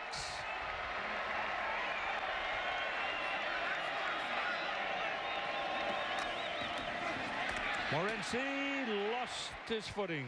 He stumbled just a bit as he made his cut to come back, and will go down at about the he's close, but I don't believe he got it. Yeah, it was another fine tackle by middle linebacker Lance Mitchell as he shot the gap. Just got one hand on him, but that caused Morency to stumble. If he doesn't stumble, watch this tackle by Mitchell with that left hand, just enough to get him down to where Nicholson can stop him short. He had a reach at the end of his fall, though, and that's what made it close. He didn't make it. Nope. Almost a yard. Well, now, you got 2:54 to play in the first half. You're in a 14-14 tie. You punt it. You cheated. You saw the punt team start to gather on the sidelines. Oh, wise one. Old seer of all. I know full well what I would have done if I were sitting down there in Les Miles' shoes. That's right. Where's that punter? And when you got a good one like Martin, you use it. Let him rip it. Especially you want a special teams play, because the Sooners have had problems. The only problem is Mark Clayton's waiting on the other end. This is up the silo, and they're not going to go very deep, and Clayton comes up and makes a fair catch, and Oklahoma gets the ball back at 2:35 to go in the half, and they've got very good field position. They own the football at the 41-yard line on their side of the field. So they're just 59 yards away from the Oklahoma State goal line, and we've just seen them strike for a 72-yard bolt, so they're capable of going long distance anytime. And they've got time, and they've got 2 timeouts.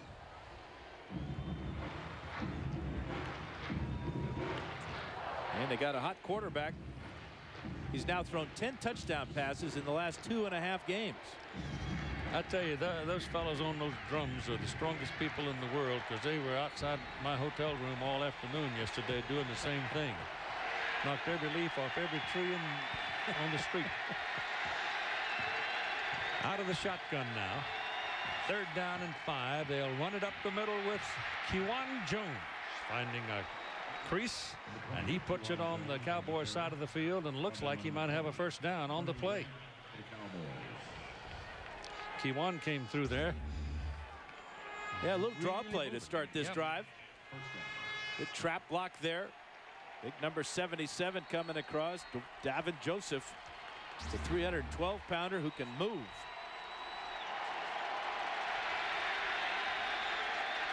So with the first down at the 49 on the Oklahoma State side, Sooners working out of the shotgun again. They used that a lot in this first half.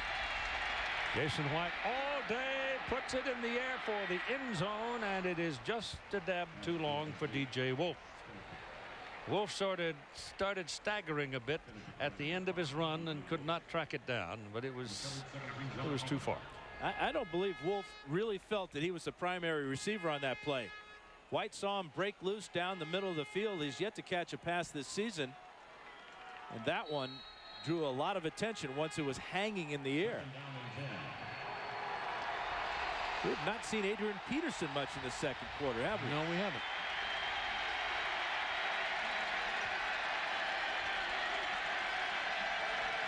Bradley's back.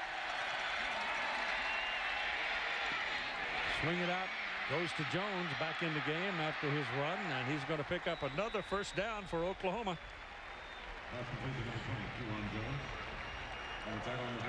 No, he gets the spot's not good enough.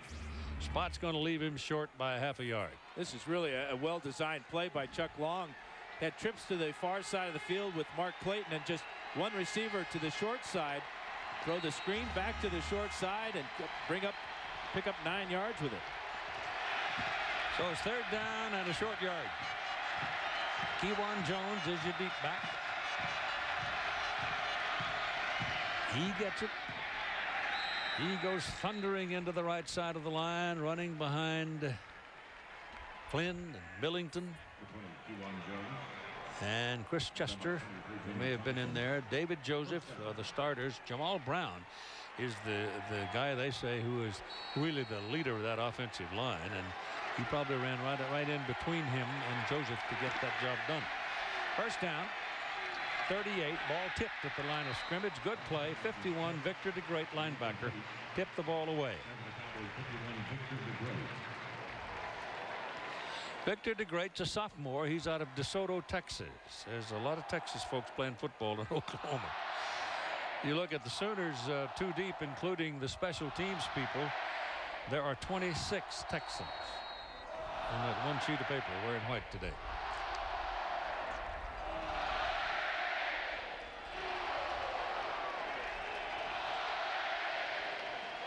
Now at a minute 12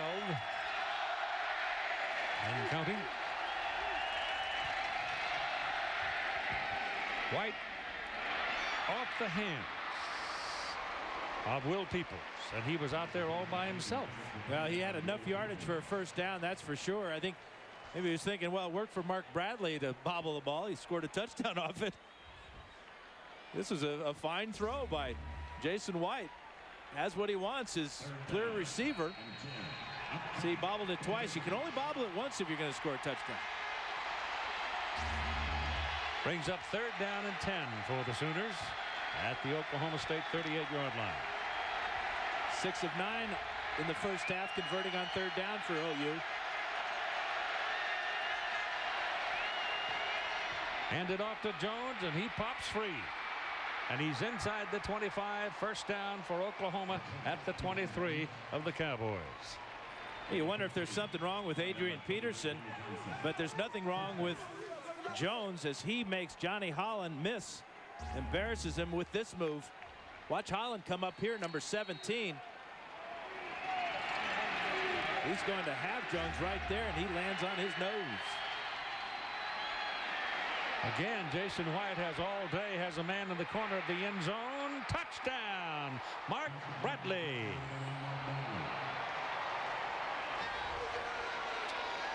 Bradley went to his knees. The ball was thrown low where nobody could bother him, and he put it away. Well, you know, Mark Bradley's daddy, Donnie Bradley's got to be just out of his mind. Former Sooner himself, seeing his son catch 3 touchdown passes here in the first half. Now he's the holder. Don't be surprised if he doesn't pick this ball up and run a fake.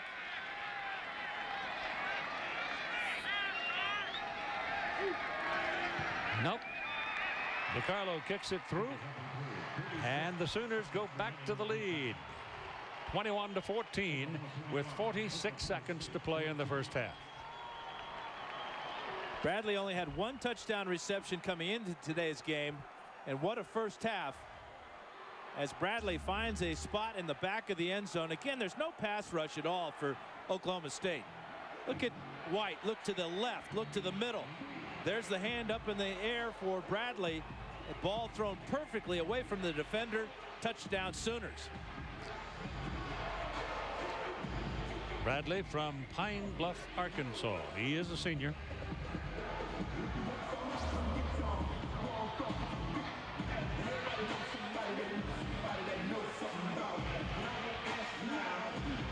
You know, that short punt by Cole Farton really hurt the Cowboys, didn't it? Yep. Gave the Sooners great field position with their timeouts. They didn't even have to use any of their 2 timeouts. You could see it coming on his drop too, Dan, because he dropped it and the tail was low. And the ball went right straight up.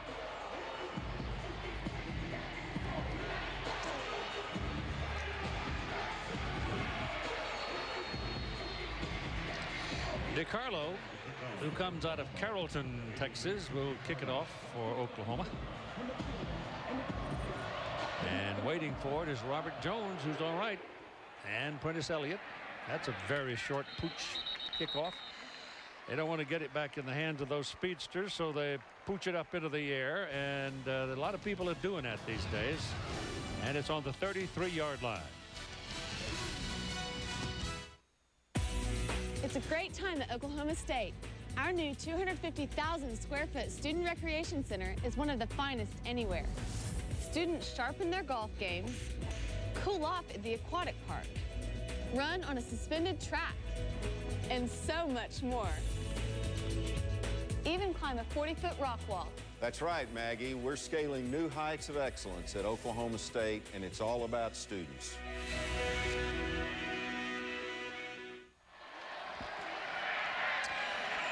Cowboys with 46 seconds to work with, starting at their 33-yard line. And a whistle. Delay a game. Delay, offense, 5 yards, first down. How do you have a delay a game after a timeout? That is their first penalty of the ball game, and it's a pretty sharp prick to stick under the hide when you come out of a huddle. Get yourself ready to go. You got 46 seconds to play in the half. You just lost a lead of a ball game by a touchdown, and you get nailed by taking too much time on the clock. Like you said, Heisman Trophy winner at one quarterback, redshirt freshman at the other. A lot of stress on the field. Donovan Woods flushed and sacked inside the 20-yard line. Jonathan Jackson. Les Miles had just better take the air out of the ball right now, kneel down on it, get back to the locker room, and slap some sense into these boys, because right now they are handing all those gifts that they got from the Sooners earlier in this quarter. They're giving them right back to them. First sack of the afternoon. And that could have been a disastrous one. Woods doing a good job of hanging on.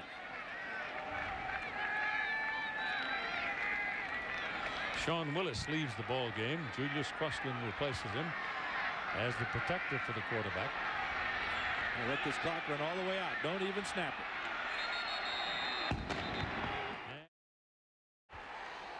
So in Stillwater, we are 21 for Oklahoma and 14 for Oklahoma State, as we've had a bunch of gifts in there. In that in a minute and 36 seconds, the Oklahoma State Cowboys scored all of their points, both touchdowns, off Oklahoma mistakes, and then they turned right around and helped the Sooners regain the lead, 21-14. Now let's join Todd Harris. Well, Coach, impressive. Your kids got down early, but they didn't drop their heads. They got right back in it. Well, no, they're going to find that we'll play with emotion all day. The thing we got to do is get pressure on White and see if we can slow down that passing attack. Also a key, getting the fans back in this. You guys were jacked up when you had them on. Well, you know, hopefully we can get that going in the second half. We're looking forward to coming out. Good luck. See ya. Keith. ABC Sports presentation of college football returns after this message and a word from our ABC stations with a score at halftime: Oklahoma 21, Oklahoma State 14. This is the Capital One halftime show. Rumbling, stumbling, bumbling. That's what has been going on here. And John Saunders, Craig James, and Aaron Taylor.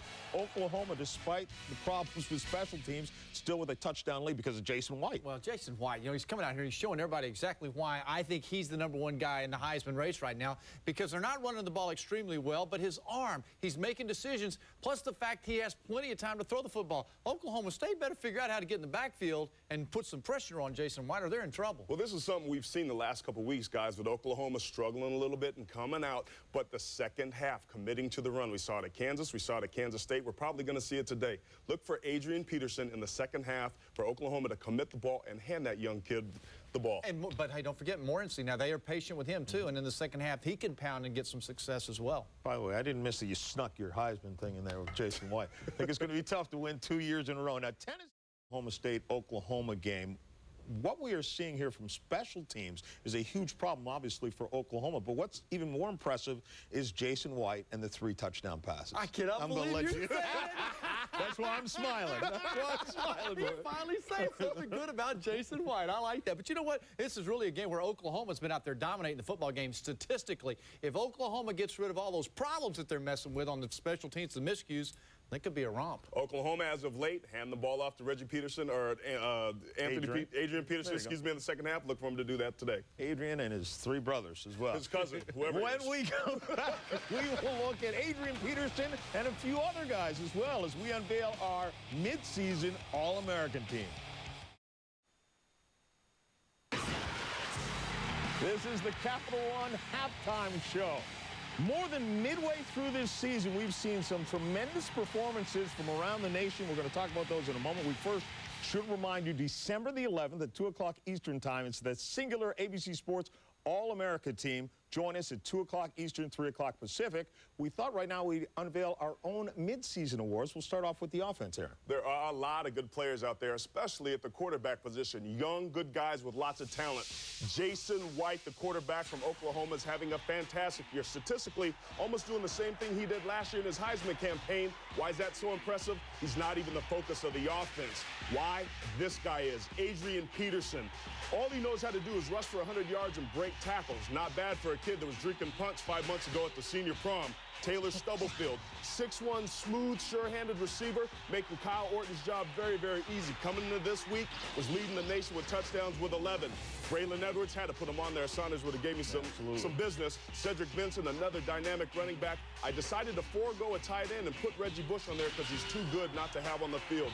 David Boss, big, beefy, smart offensive lineman, very good in Michigan's run game and out in space in the offensive line, but you need more than that. You also need a good center. Greg Elzinger from Minnesota, Elton Brown from Virginia, the emotional team leader on a very good Virginia team. The bookends, Alan Barron from Florida State, Jamal Brown from Oklahoma. Those guys have prototypical pass-blocking body styles. Long arms, big bodies. They're good, boys. Two things I noticed there. No Cadillac in the backfield for you from Auburn. And he also said the offensive linemen were smart. Oxymoron, isn't it? hey, they take after me, Hey, let's talk about the defense now. When you talk about this All-American team, remember, it's people remember what you do in November, so they got to continue the pace. Erasmus James leads Wisconsin's defense. The Badgers are right there in the Big Ten race, undefeated in the conference. They are rocking and rolling because of him. When you look at the defensive line, Cody, how about Mike Patterson at USC? He's always in the backfield. And then, of course, David Pollock's doing his thing again for the third straight year in a row, another All-American year for him.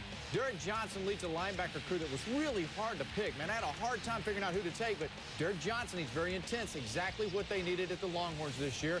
Brooks at Virginia, an outstanding season. And Tutupu, here's a young man that's leading the USC Trojans in defensive tackles out there. He's intense and plays hard every single snap. On defense, Antrell Roll at Miami.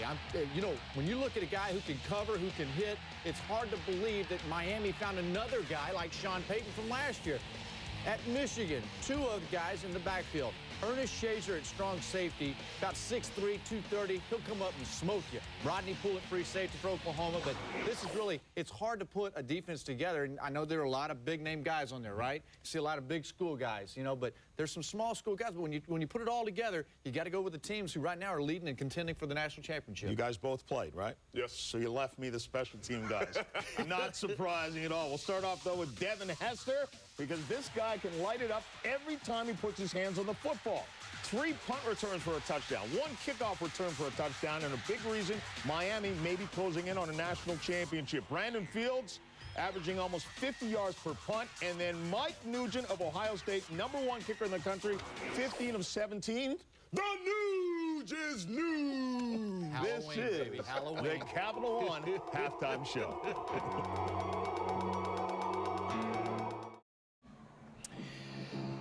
Back here in Stillwater with a 21-14 Oklahoma lead over Oklahoma State at halftime. It's been in not the kind of a half I sort of expected to see. Well, the only problems that the Sooners have had has been on special teams.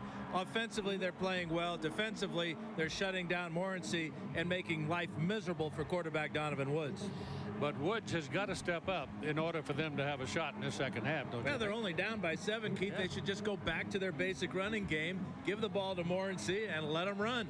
Our Pacific Life game summary, let's take a look at the first half for Mark Bradley. He had 4 catches for 128 yards. That's his first touchdown catch, made it 7-0.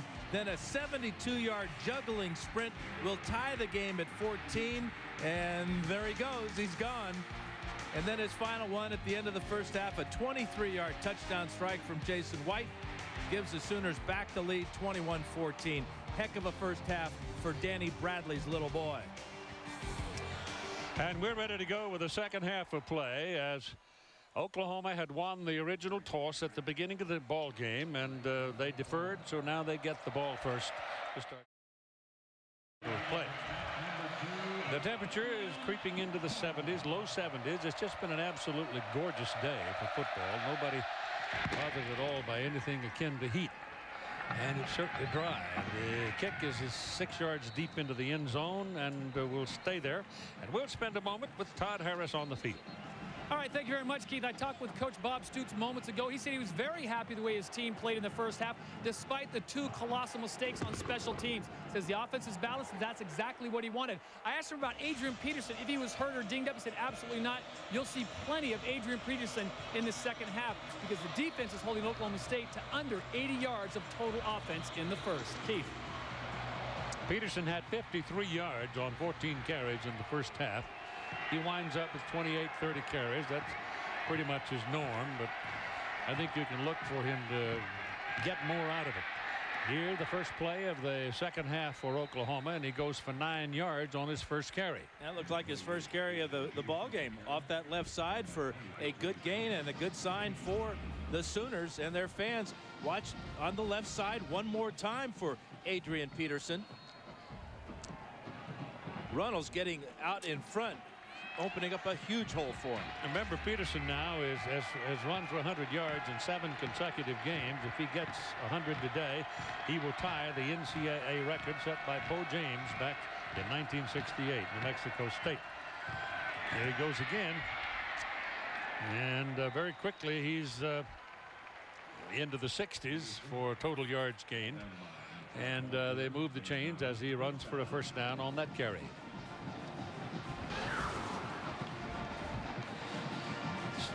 1,000 yards rushing in your career, number of seasons.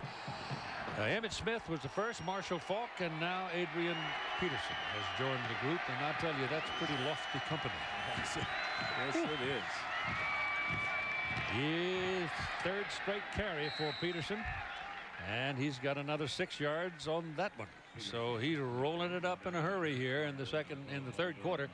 17 carries now for 76 yards.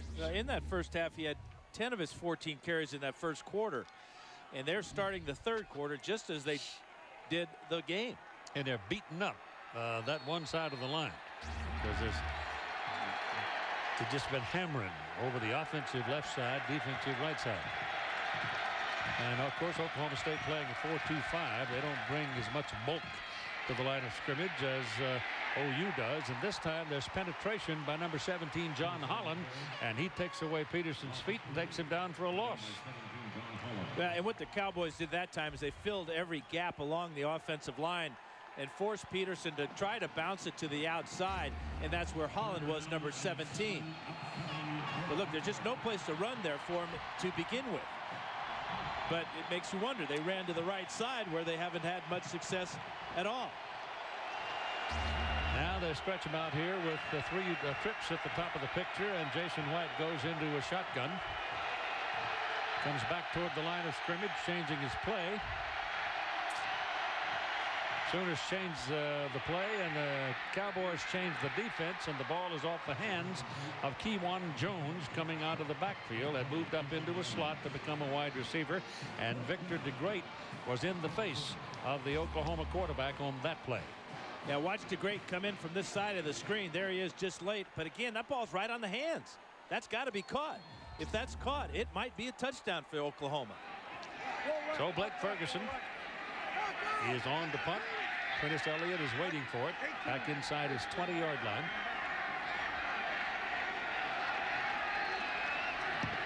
Snap was high, but he's got it off, and I mean very well.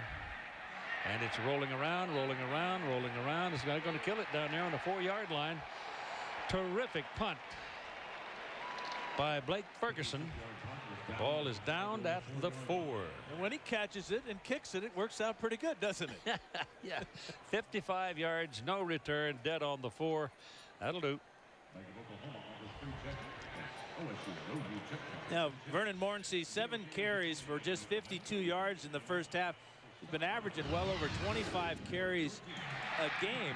Sure, we'll see more of this in the second half. This was his big carry in the first half for 27 yards, but nothing after that. The team speed, if Oklahoma State can't run straight ahead, the team speed of Oklahoma runs Morency down. Yeah, you can't go east and west against him.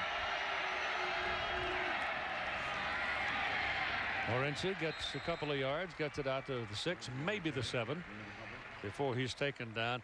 I don't remember any time during Bud Wilkinson's time down there that the Sooners ever did much.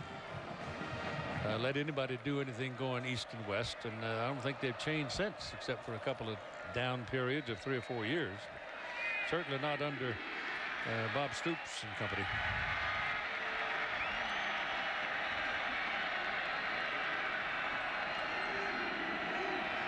Donovan Woods out of the shotgun, gives the ball to, well, keeps it, kept it himself, and tried to find some daylight over the left side. And again, the foot speed of Eric Bassey shows up very quickly because he could outrun the quarterback. It's that simple, and he did. Good penetration that time also by Dan Cody. Good fake by Woods, but did not fake out Cody, nor did it fake out Bassey. I know, do you ever really get Cody out of a play? I think his reaction to get back into a play is what makes him look like he's always in the right place at the right time. Right. Great change of direction for a big man. 3rd down and 6. They need something here to get a little room behind them. Otherwise, the Sooners are going to get very good field position. Donovan Woods throwing from the goal line. And, my goodness, he tried to touch the ball to Charlie Johnson, and Eric Bassey almost intercepted it. Now, Eric Bassey should have intercepted this one. This was a ill-advised soft pass, trying to get it to his tight end after the play fake. You can see how he lobs this ball. Look at Bassey come up from the backside. He saw it all the way. He would have walked into the end zone. So they've got to punt it. Cole Farden standing well back in his end zone.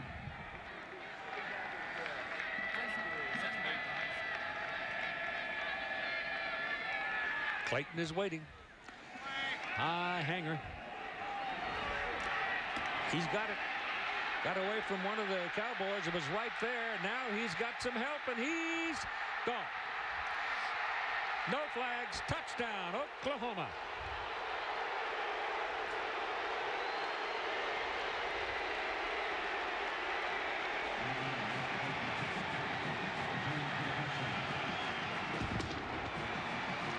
I think Clayton surprised the Cowboys when he did not call for a fair catch.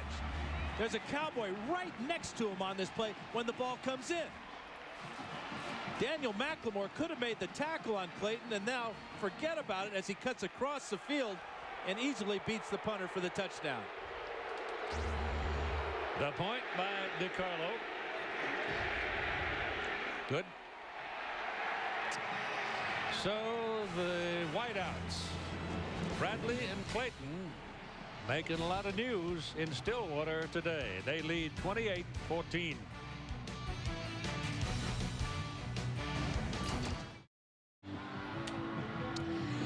Well, the stadium grows quiet again as Clayton bursts for the punt return touchdown to give the Sooners a 28-14 lead at 10:40 to go in the 3rd quarter. Yeah, there's a couple of sections of Crimson and Cream that are pretty happy. That looked a little bit like Antonio Perkins on the punt return, didn't it? Yep. He's pretty exciting, but that was pretty good stuff we just saw. That ball is kicked at least 5 yards deep into the end zone to Prentice Elliott. And let's go back to that punt return for the touchdown by Mark Clayton. You get it, and you can see everybody coming, like just full speed ahead, just trying to come kill you. And just, I mean, you know, you got to make somebody miss, and I mean, just thinking about how you're gonna do it as soon as you catch it, and just, I can't explain how it happens. It's just instinct, and you just move to a certain move that he makes. You make a move to it. It's like a chess match, and you know, he move, you move. You move, he move, and the man with the most and best moves win. And in his case, touchdown. Here's Donovan Woods throwing it just about as far as he can throw it, and it is caught by his brother DeJuan. All the way down to the 34-yard line of Oklahoma. Beat cornerback Chijoke Onyenyegecha. Beautiful pass by Donovan Woods to his brother DeJuan, and just what the Cowboys needed to get them feeling good about themselves one more time. Faking the ball to Morency and just, as you said, Keith, throwing it as far as he can. Good use of the body by DeJuan Woods to bump Onion Nkecha off him and make the catch. Keep his eyes on that ball. Huge play. 46 yards on the play. Greg Jones in the ball game now, replacing Morency in the backfield. He's there as the protector for the quarterback. Woods out of the shotgun. Donovan Woods needs a dose of confidence. He just had a big play of 46 yards, but he comes up now and he's looking at the circumstance in front of him, and either he couldn't figure it out or didn't understand it, and he calls a timeout.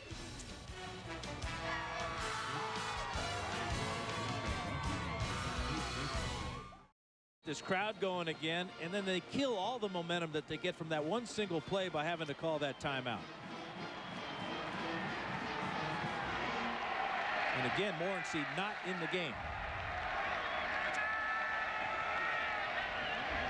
Greg Jones up here. Empty backfield for Donovan Woods, who takes it, just pulls it down, and takes off. And took a pretty good lick along the highway. He'll get about 3 yards on that carry. It's that old single wing tailback sweep behind Corey Curtis, the left guard, out in front. But you can see the pursuit of the Sooners trying to get the ball to the outside. There is 66 out in front. Corey Curtis, but just too much speed as Rufus Alexander punishes Donovan Woods. It'll be second down, call it 8, closer to 8. And Morency is back in the ball game. Morency is so far not been a major player in this contest. They've handled him, and he hasn't seen the ball all that much. Woods dropped, looking, nobody coming. Look at that. Run down by Jonathan Jackson. He just looped all the way around, and he ran about 20 yards, and he got there before Donovan Woods could find somebody to throw the ball to. Well, the Sooners have taken OSU out of their game plan. Stopped Morency, and the lack of the attempts for Morency has helped the Sooners as well. Here's Jackson right here. It's going to take him quite a while to finally chase down Woods, but it's impressive as he finally does. Look how far he comes and the speed he has to close on the quarterback. That could have hurt both knees. Second sack by Jackson this afternoon.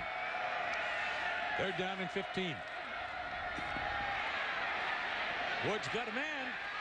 Caught it. Touchdown. Prentice Elliott makes a good catch. Woods makes a good throw. They beat Eric Bassey, and they've got 6. What an effort by Prentice Elliott, the true freshman, showing his athletic ability to make that catch and then stay on his feet and get in the end zone. And he was wide open on that play. Jason Ricks for the point.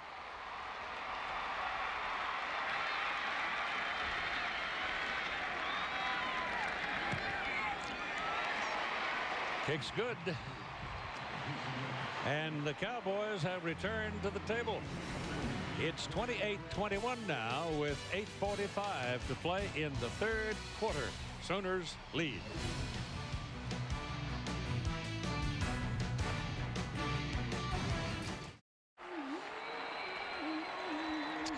So a quick strike just when they looked like they were on their heels. Woods connects with Elliott, and they're back in the hunt at 28-21, and we'll kick it off now. 2 big passing plays, a 46-yarder to his brother, and then Elliott for the touchdown. So Donovan Woods is showing he's a competitor.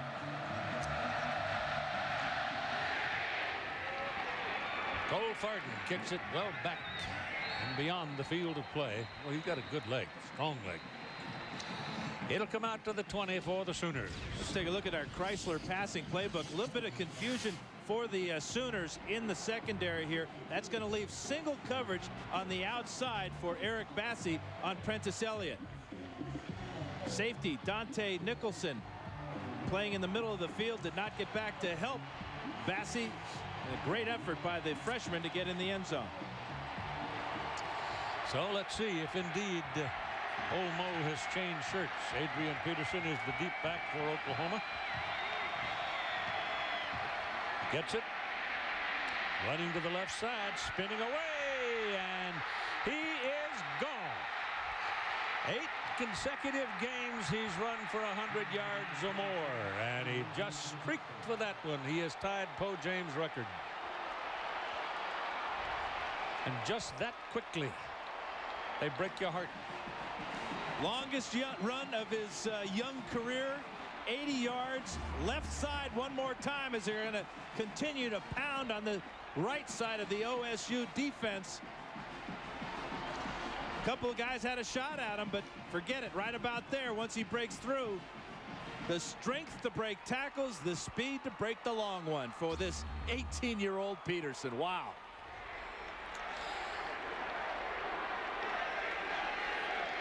'80-yard run on the point. Good. 19 carries, 154 yards, and a touchdown. Here another look at the 18-year-old as he streaks into the history books for Oklahoma.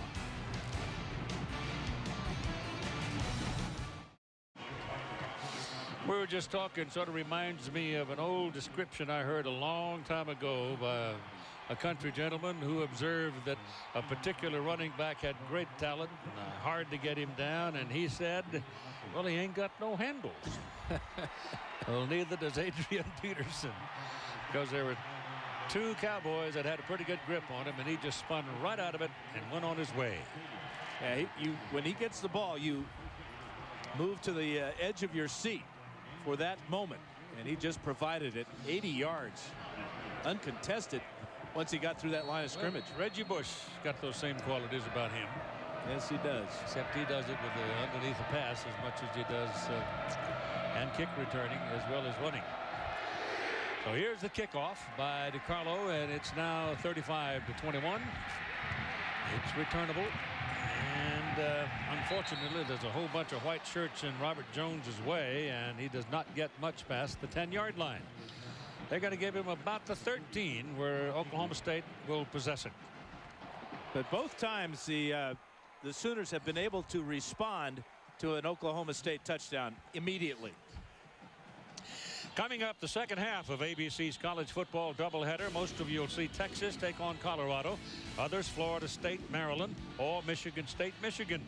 And next, right here on ABC Sport, for scores, updates, and news, search college football on ESPN.com.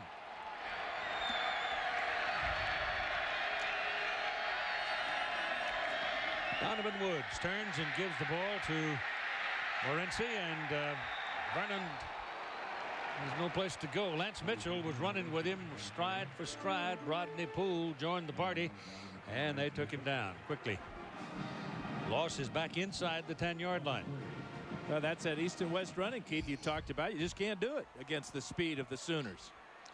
You've got to find a crease between the tackles. And Morency, who is very good at changing direction and cutting back, has just not been able to do that today, because every time he looks for it, there's a number 10 staring at him.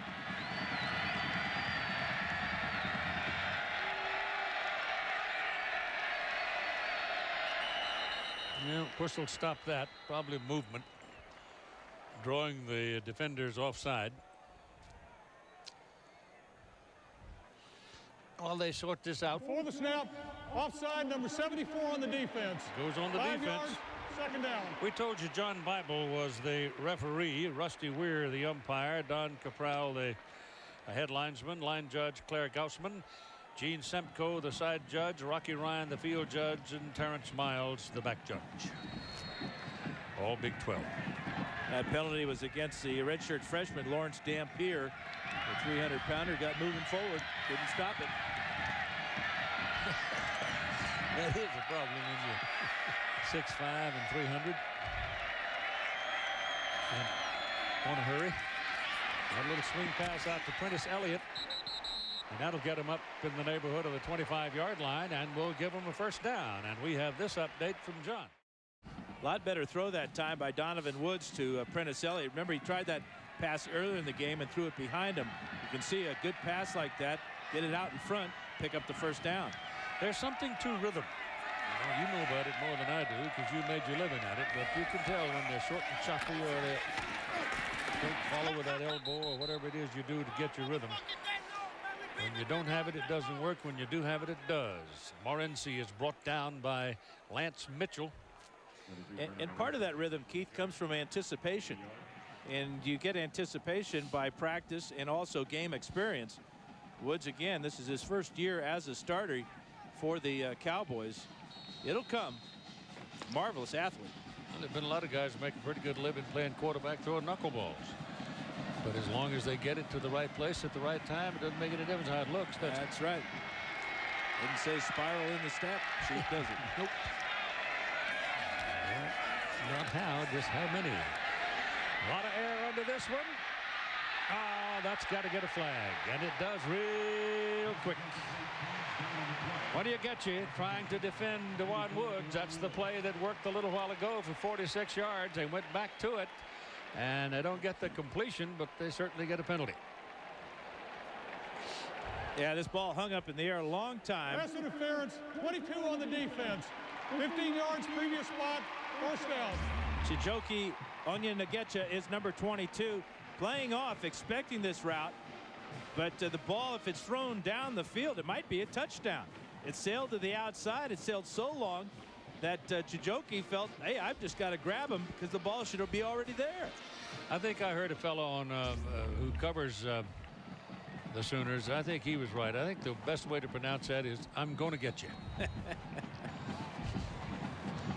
Well, I'm just about done with it, so I've done it 8 different ways. So it's hard to call him big fella, but we may get to that. I like Chijoki. You know, yeah. Easy. Seymour Shaw is in the ball game right now for Oklahoma State. Gets the ball, tries to work his way in traffic, and doesn't get a whole lot out of it, but something. There's not a whole lot of drop-off with Shaw and Morency. Shaw averaging 4 yards a carry.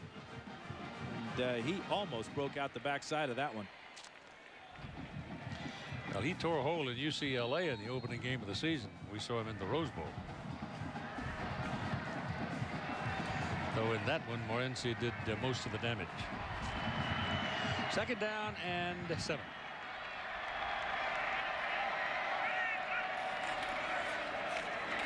Straight snap.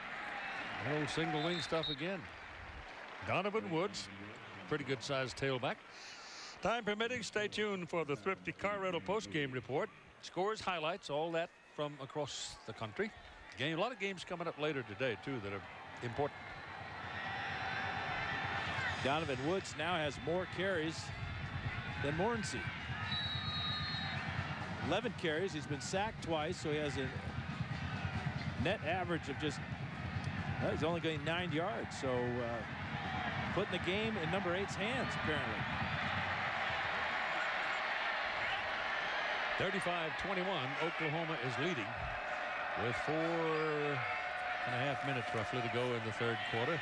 Woods has got it, now pitches on the option, and they get a first down, and he's finally run out of bounds over on the 32-yard line. Outstanding block on the perimeter by Dewan Woods. Got Morency about 12 more yards on this carry. First time they've been able to pitch the ball in the option play today. Only about the second or third option that they've run.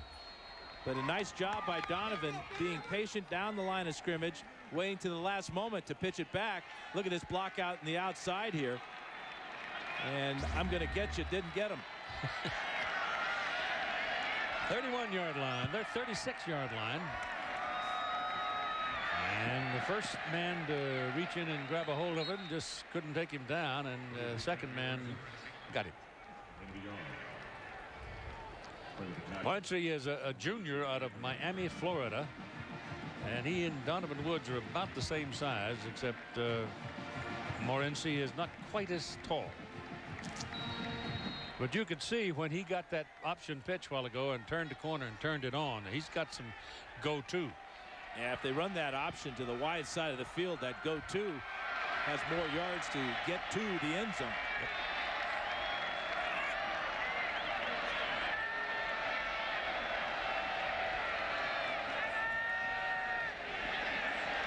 Air under it.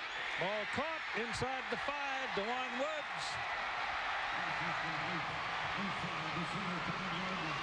He was slamming into the wall down there. Brodney Poole trying to defend, but obviously there's some confidence between the brothers now. Well, there's anticipation and a willingness to just cut the ball loose.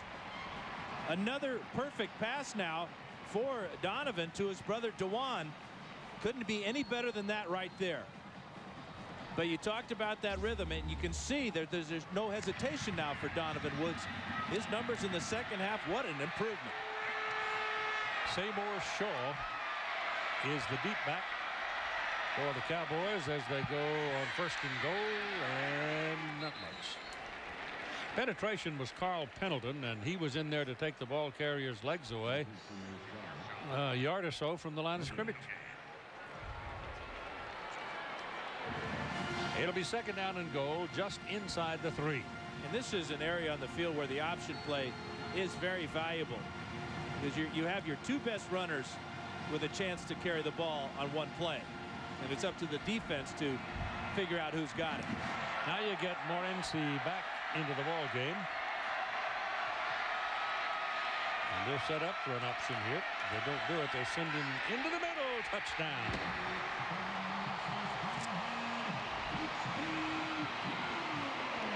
Sean Willis went in front of him and wedged him a crack, and boy, he expanded it. Boom. Yeah, the big fullback, Sean Willis, 6'1", 260, like having a guard in the backfield. Here he is right here. Just a straight blast play right up the middle. And Morency is not going to be denied. Watch the effort. He's going to sell out to get in. He knows where number 37 is. He got right in behind him at the last moment to get the score. Everybody ought to know that Sean is from Flatonia, Texas. The extra point by Jason Ricks is good.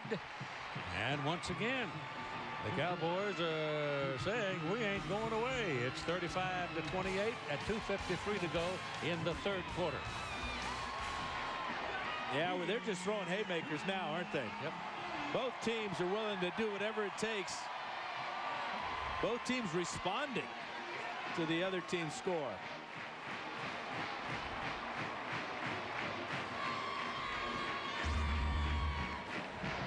Tenth touchdown of the year for number 33. And I'll almost bet you that every one of them has been behind his big fullback, Sean Willis. From Flatonia, Texas, huh? Flatonia. Don't ask me where it is because I don't know. I bet it's not in the hill country.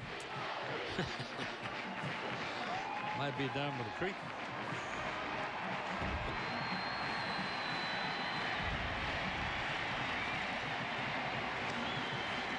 Well, that woke them up. Everybody wearing orange is up now and happy again. Smile on their face, and some folks getting ready for Halloween.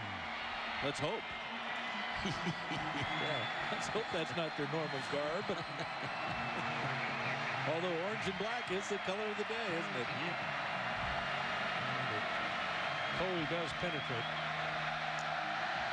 The kick is a screamer, flat. Oh, they're going to bring it out. Mark Bradley's got it. And mistake. They stop him short of the 15-yard line, and there's a penalty flag thrown up here by the linesman. Yeah, but 2 mistakes. Taking that one back, although it was a low kick, you'd probably thinking not a lot of hang time on it. Holding on the return team, number 36. Half the distance to the goal, 1st down. And that's the 2nd mistake. If you don't return it, you don't get the holding call. So that backs the Sooners up considerably as they go half the distance. That'll put them at just shy of the 7-yard line.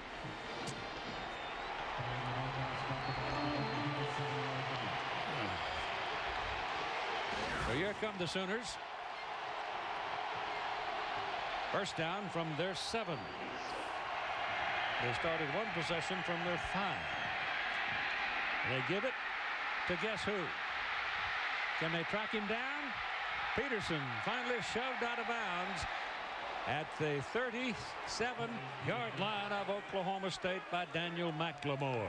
McLemore had just enough of an angle to track him down and shove him out, a 56-yard run. First half, Peterson had 53 yards total. He's got an 80-yarder in the second half, and now this beauty. Same play right up the middle. Hitting against that left side. The angle is the only thing by Daniel McLemore to keep Peterson from a real long run. Are they resting him? Well, they go to a shotgun formation and hand it away to Kewan Jones while Peterson gets the air bucket and a chance to regenerate. Well, you know, Todd Harris asked Bobby Stoops at halftime if there was anything wrong with Adrian Peterson, and he said no, and obviously he was right. 6 carries. Listen to this. You see the freshman record that he always is building on, and the fact that he has now tied Poe James for 8 consecutive games of 100 yards or more. In the third quarter, he has 6 carries, 157 yards, and a touchdown. Third quarter. Jason White gives it to Jones, and Kewan on that cutback. Every good running back you're looking at these days all live off that cutback. And Maurice Drew out west, and Reggie Bush, and all the way across the country, you look at all of the good running backs, they all have that first and foremost in their mind, because when they make that comeback, boy, they come back with power.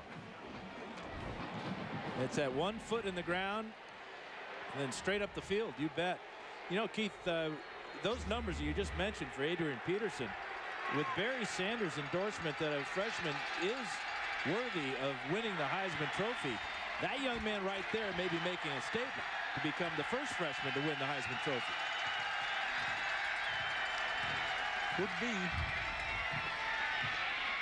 He's back in the ball game now, and this time he's going to pick up a yard, and that's all, as Jamie Thompson led the tacklers.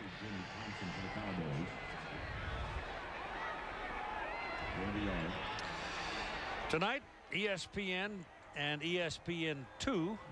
Well, they're going to bring you at 7 o'clock Eastern Time the Miami Hurricanes and the North Carolina Tar Heels on ESPN2. Then ESPN, Carnell Williams and that bunch down at Auburn will take on Tommy Tuberville's old team, the Ole Miss Rebels. So we've got more information on ESPN.com. Log on to it, get the full details, and plan your day accordingly. This is Peterson going to the left side, left side, left side all day long, and he's not getting his first down, and there's a penalty flag buried in that crowd over there. Going to be holding against the Sooners. Really one of their very few mistakes on offense this entire afternoon. Wes Sims, Chris Bush, Vince Carter, tight end James Moses on that left side have been dominant. Only 60 on the offense. 10 yards from the spot of the foul, second down. So when it looked like they were ready to take it into the end zone again, they hit with a 10-yarder, and that backs them up to the 30-yard line. Wes Sims is 6'5", 317 pounds. He's a senior, and he's out of Weatherford, Oklahoma. I'm searching my mind. As somebody else that played football, the Sooners from Weatherford, and I'll come up with it for the day's over. I know you will. A good one. Kewan Jones is back there now with Jason White. Jones gets it. Bang, down he goes. Good defensive play by Paget McGee for the Cowboys. Boy, Paget McGee on a run blitz that time just sold out and dove at the legs of Jones. Huge play. So on 3rd down and 15, we end the quarter. It is 35-28, Oklahoma leading. We'll be back after this message and a word from our ABC stations. Over there in the corner, those are the Oklahoma seats, and they're all full. Right there. The rest of them are all orange. Not all, but mostly. And those are not costumes either. No. We just found out where Flatonia is. Where It's is that? between San Antonio and Houston on I-10, and they got cold drinks. Well, then that's where I'm heading. This game will make you thirsty. 3rd down and 16 now.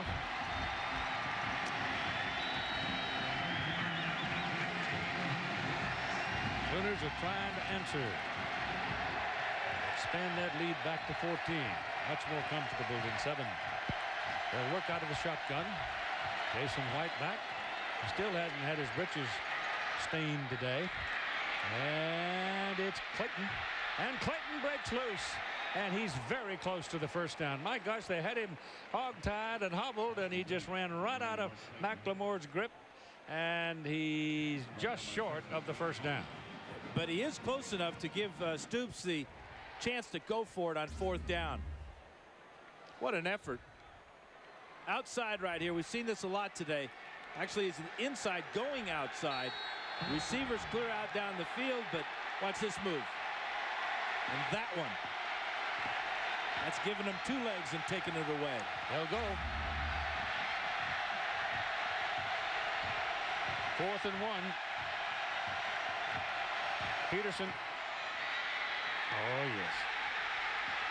He's got it. They're rolling back. But he had it. Well, he paid for it, too, didn't he? Yep. He's an upright runner. He's 6'2".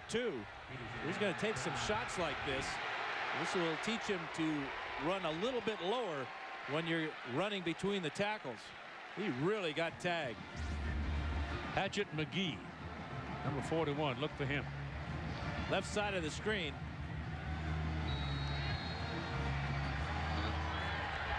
There were a bunch of folks got a piece of that action, but still a first down on the 14. We thank Mark Clayton for that. It's Peterson trying his cut back, and this time the Cowboys cut him off at the pass. Marquis Fountain, the first one to get there. Yeah, they spent most of the day running away from Fountain and Clay Coe on the right side of their offensive line. Had a lot more success running behind Sims and Bush. But you got to change things up. You can't give a team a steady diet of any one thing.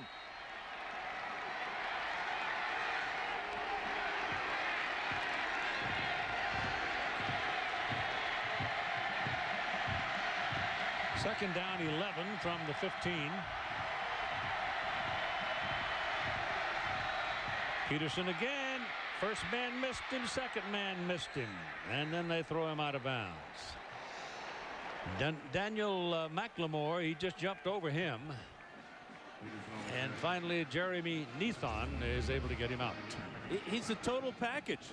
Runs inside, breaks tackles, beautiful move, stays in bounds, takes the punishment. 18 years old, are you kidding me? Well, he doesn't know how hard it is yet. He's not, it doesn't look that hard to him. Every morning he gets up, he's still limber. Kewan Jones comes in now. Peterson gets a bit of a respite and certainly has earned it.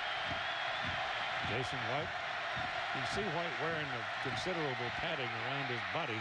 Ball to the end zone. No. Travis Wilson defended by Vernon Grant. A lot of people here holding their breath, waiting for a penalty flag to be thrown on that one. Close, real close. But look, no pass rush at all for the Cowboys. Ball underthrown just a bit. Grant got there just a bit before the ball did, though. That should have been called pass interference. Could well have. So they'll take a shot at 3 here with Trey DiCarlo. It's a 27-yard field goal try. Snap was a tad low, but it's up and clear. It's good, so that'll go to 38-28, a 10-point lead for Oklahoma with 13:32 to play in the game. Welcome back to the BCS Spotlight game presented by ADT. 38-28 now, 10-point lead for the Sooners. And the Cowboys haven't gone away yet. They're still feisty about things, and Donovan Woods looking better as the game wears on. And he's getting better pass protection too, Keith. He hasn't been sacked in the second half, and he's finding his rhythm, and he's finding his brother Dewan. Kick is away and high and long, way back yonder. They won't return that one. It'll come out to the 20-yard line. And there Oklahoma State will go to work. Got Donovan Woods in the shotgun with Vernon Morency. That's the way they'll line up.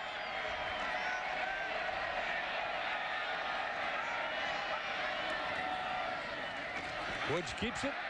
Hole on the right side, and then he runs into some bulk as Lance Mitchell and I'm going to get you. Take him down. Did you see that crimson mark on the top of the helmet of Donovan Woods? You don't normally see that on a quarterback's helmet. You don't play Oklahoma without swapping a little paint, I'll tell you that. That's a whole lot of paint. Second down, 7.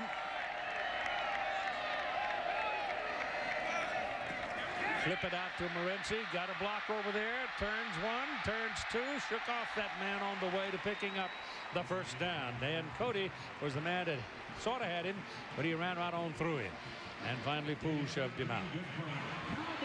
Good effort by Dan Cody from his defensive end spot, but just too much speed for Cody to bring down number 33. Little misdirection. Doesn't fool Cody, but he just can't close on that tackle. Good job by Brodney Poole, though, to push him out of bounds.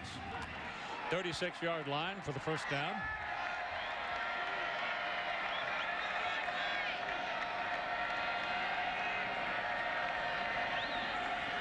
Woods back. Down the middle. Got it! DeJuan Woods, another spectacular bomb catch. Holy smokes. That's 3 of them today for him from his brother. And how about last week against Missouri? You think they've done this a few times in the backyard? DeJuan, I'm just going to chuck this one as far as I can, and you go get it. Right on the fingertips. If you come back without it, you don't get in this upper. Well, you know, he overthrew him a couple of times in that first half. And I'm sure that older brother DeJuan said, hey, listen, just get it near me, and I'll put these big hands around it. Nicholson and Poole were the people that stopped him from getting to the end zone. The ball is inside the 15 at the 14, first down, Cowboys. Here's a reverse. That is Prentice Elliott. Elliott going around the corner to the 6-yard line. 7, they'll call it, before he slides out of bounds. Boy, got 7 yards on that play. That was an exciting 7, too, for number 11. We're seeing a youngster going to be a future star here in Stillwater with this speed. Prentice Elliott on the reverse, but with the speed, he's got some moves. Breaks a tackle there, finds his blockers, and gets down inside the 10-yard line. Watch him on the reverse come all the way around. Razzle dazzle. Takes some grit to run a reverse against Oklahoma. Boy. This is Morency down to the 5. Falling over the 5. Still not quite to the first down marker. Poole, the tackle. The only team I can ever remember being very successful running reverses against Oklahoma was Nebraska in their heyday. Yeah. That was a great tackle by Brodney Poole. Morency was giving him about 6 moves, and Poole just said, I'll wait till you're done moving and tackle you. There's your first down. Quarterback wedging for it behind the offensive line surge. I don't mean to assume it, but it looks like it. Touchdown here will make it a 38-35 ball game. 3 points. And we're going to go inside 10 minutes here pretty soon. Neither of these teams are cracking either. No. They're standing up toe-to-toe. They want to measure. Sooners says, well, let's just make sure. Well, it's a good idea because it gives the defense a chance to rest. Yeah. So I think what they had in mind. Yeah, and it takes more effort, more energy to play defense. It's a first down by the length of the football and then some.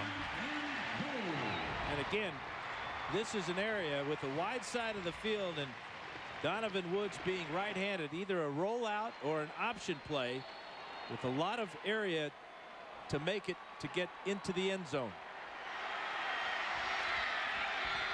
They go to the eye.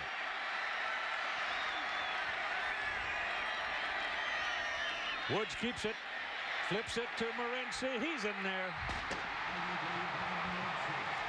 Penalty flag as after you went into the end zone, they went into the wall. There's a flag thrown, so you might have something coming up. But apparently the touchdown is going to stand. He almost started celebrating too soon. Yes, he did. Touchdown is good. After the play was over, personal foul, 44 on the defense. Got Clint Ingram for pushing Morency into the wall. You don't have to push very far here. The wall's about 5 feet from the end zone. Here's that option play with all this room. You got to get the ball outside with all this speed. There's the high step. Where's the penalty? Penalty. That's an unbelievably ridiculous call on Clint Ingram. That penalty ought to be called on the official that threw the penalty flag.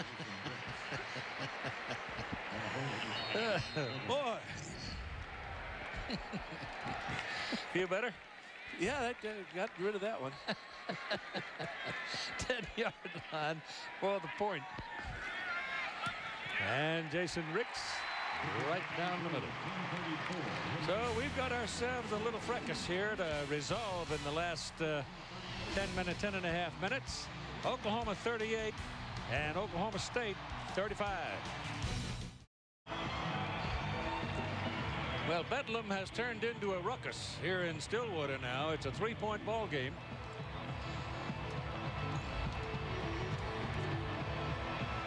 Let's take a look at our Pontiac High Performance Drive summary. 80-yard drive, 7 plays. How about Donovan Woods in the second half? 5 of 6 for 177 yards and a touchdown pass. The option there, but after the touchdown by Morency, the personal foul gives Oklahoma State a great opportunity to pin the Sooners deep with a pooch kickoff from the 50-yard line. Cole Farden. Well, he's got a pretty good one working here. He drops it at the 6-yard line. It's taken, and Wilson almost hit a knee back at about the 6, but they stop him at the 15. Here's a look at the potential singular player of the week candidate from today's game. Guess who? Adrian Peterson, now with 219 yards rushing and a touchdown. To vote, text player to 64444, or you can log on to ESPN.com. A couple of candidates in this game. How about Dewan Woods with 3 receptions for 128 yards. Jason White having a big day as well. Mark Bradley has 3 touchdowns in the first half. Yeah. Here come the Sooners now from the 15-yard line. Jason White still no pressure. He put some air under a deep ball downfield, and it is incomplete.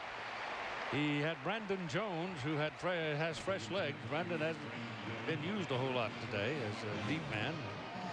He couldn't track it down. That's just the 3rd pass in the second half thrown by Jason White. Has he been on the seat of his britches yet today? No way. That'll be. At least not with the ball in his hand. Nope. Looking not. Ball's 2nd down and 10 on the 15-yard line. Peterson's deep. Clayton in motion. Peterson gets the pitch. Coming around. Got 1 block. Oh, there's a good defensive play by Paget McGee. He broke through the blocking and just nailed it. But you know, it's interesting, Keith, is they've tried that right side now about 4 or 5 times here. Late in the 3rd quarter and now here in the 4th quarter, and they're just not getting anything when they run to the right. And they've been getting everything when they've run left. McGee with another big play for the Cowboys. So J.D. Reynolds got his block all right, but there was another fella that nobody was there to get, and that was McGee. McGee's got good speed too. So it's 3rd down and 12 now as the ball comes back to the 13. And they go to the shotgun.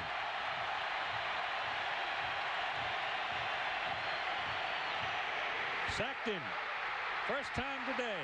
Clay Coe, big senior out of Edmond, comes boring in and just bowled over the blocker and went right on through there and got the quarterback. Yeah, he picked a pretty good time to pick up his first sack. Working right over the center here. Coe with quickness to beat Carter. And now watch Jason White get punished there by Paget McGee. Blake Ferguson out of the end zone. I mean, he has no room. He cannot step back. And he better not drop another one.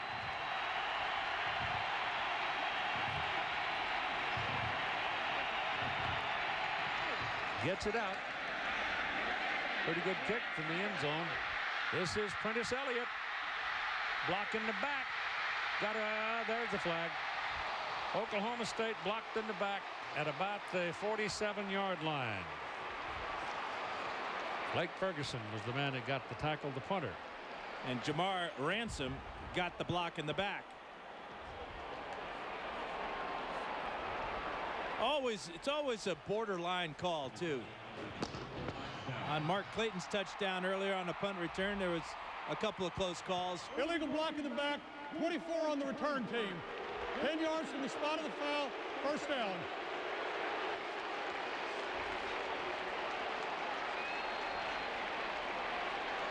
Still pretty good field position for the Cowboys as they got that momentum on their side now.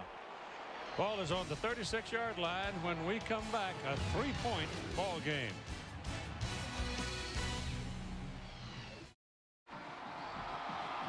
Time for our Pacific Life game summary. You see a 3-point game here. You like big plays? Well, check out Mark Clayton, 50-yard punt return for a touchdown in the first half, as he uses all his speed and moves to get in the end zone. And then Adrian Peterson to start the second half. Breaks through the line on 3rd and short and goes 3rd and long, 80 yards for his touchdown. Cowboys respond as Donovan Woods hits his older brother DeJuan, 50 yards. That set up OSU's last touchdown to bring the score to 38-35. Would you give candy to that critter? No. I'll call the cops. 36-yard line, 1st and 10. Cowboys go to work as Morency hounds straight ahead and picks up 3 yards. You know, it's been bombs away for the Cowboys, and you wonder what's going on in the mind of offensive coordinator Mike Gundy now. They're moving the ball through the air, but they want to take time off the clock. They don't want to give Oklahoma much time if they do get in the end zone to take the lead.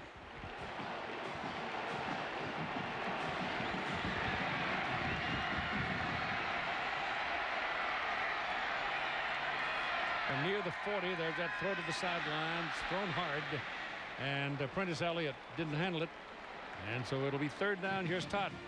Keith, early in the week I had a chance to talk with Oklahoma State head coach Les Miles, and I asked him to define what Bedlam is. He says basically it's 2 brothers, 1 yard, not enough room. The campuses are just too close. Someone's going to get punched in the mouth. Well, literally here it is. The brothers Gundy, Mike Gundy, the former state quarterback, now the offensive coordinator, Dan pointed out, and Cale Gundy is the former OU grad. He's now the running back coach for Oklahoma, and boy, does he have some weapons. But tonight, someone is going to be sad at the Gundy dinner table. Might be so sad they won't eat together. 3rd down and 6. Oh, he's looking around now. He throws it, and the intended receiver was falling down as he released it, and now we got a penalty flag thrown here back about the line of scrimmage. Let's see about the penalty. It's against Oklahoma State. This update now from John in New York. It's a pretty good one. Keith, I know you've been searching for the definition of Bedlam. This is the numerical definition of Bedlam. Yes. This one I can understand. Honey. Good one. Oh, that is a beauty. Whoa, he just missed the coffin corner by 2 screw holes. 60 yards, and he almost put it right out at the corner. But it'll come out to the 20, where the Sooners will have it.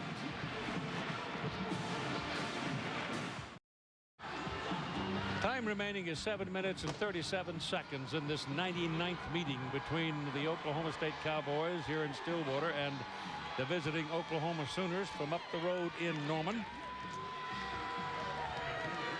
It's a 38-35 ball game. Oklahoma will have the ball first down at their own 20-yard line.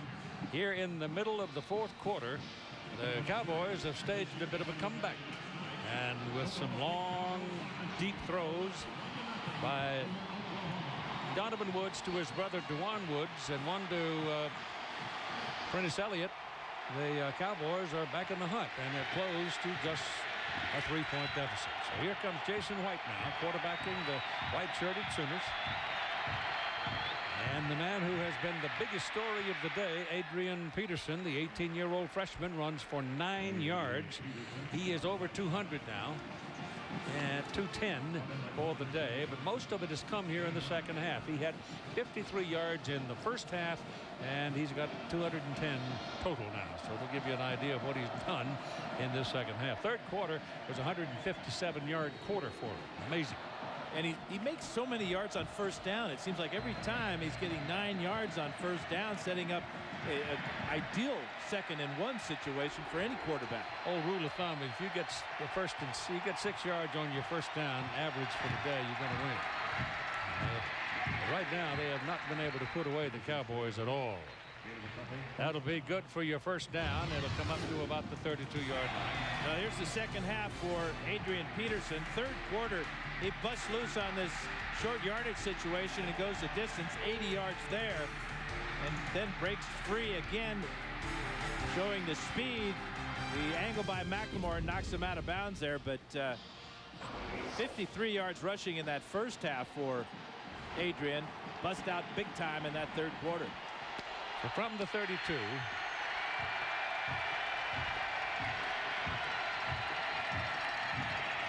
White gives it to him again.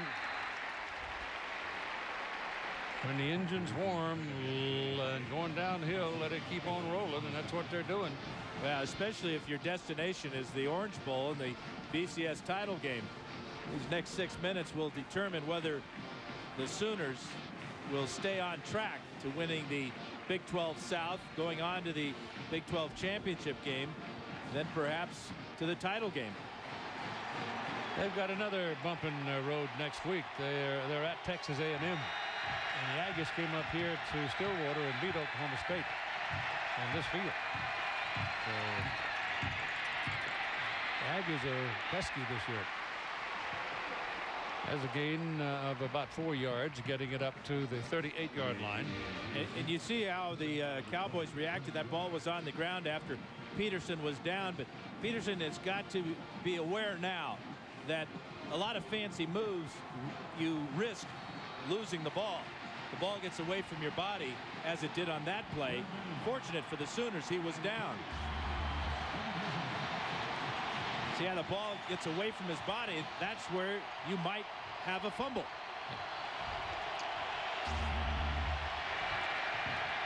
You've got a third down and a long 3 now. And Jason White doesn't like something. He's going to take a timeout, and the senior quarterback will go to the sideline and talk to his coach. Peterson on the day at this point, 30 carries, 235 yards, a touchdown. That's a career high for him in rushing yards, but he's only 18. He's got a 300-yarder in his game somewhere down the road. The impressive thing is that he did it here in Stillwater against their bitter rivals.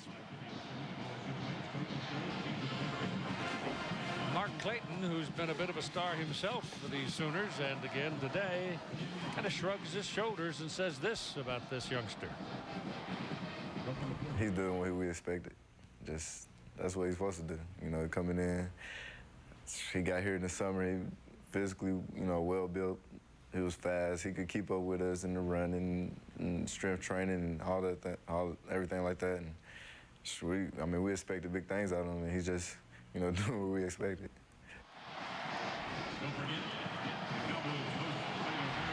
I'm not sure they expected him to have quite the afternoon that he's having today. I don't think so either. I don't think so either. Mark Clayton's cool, but he has pretty good high expectations.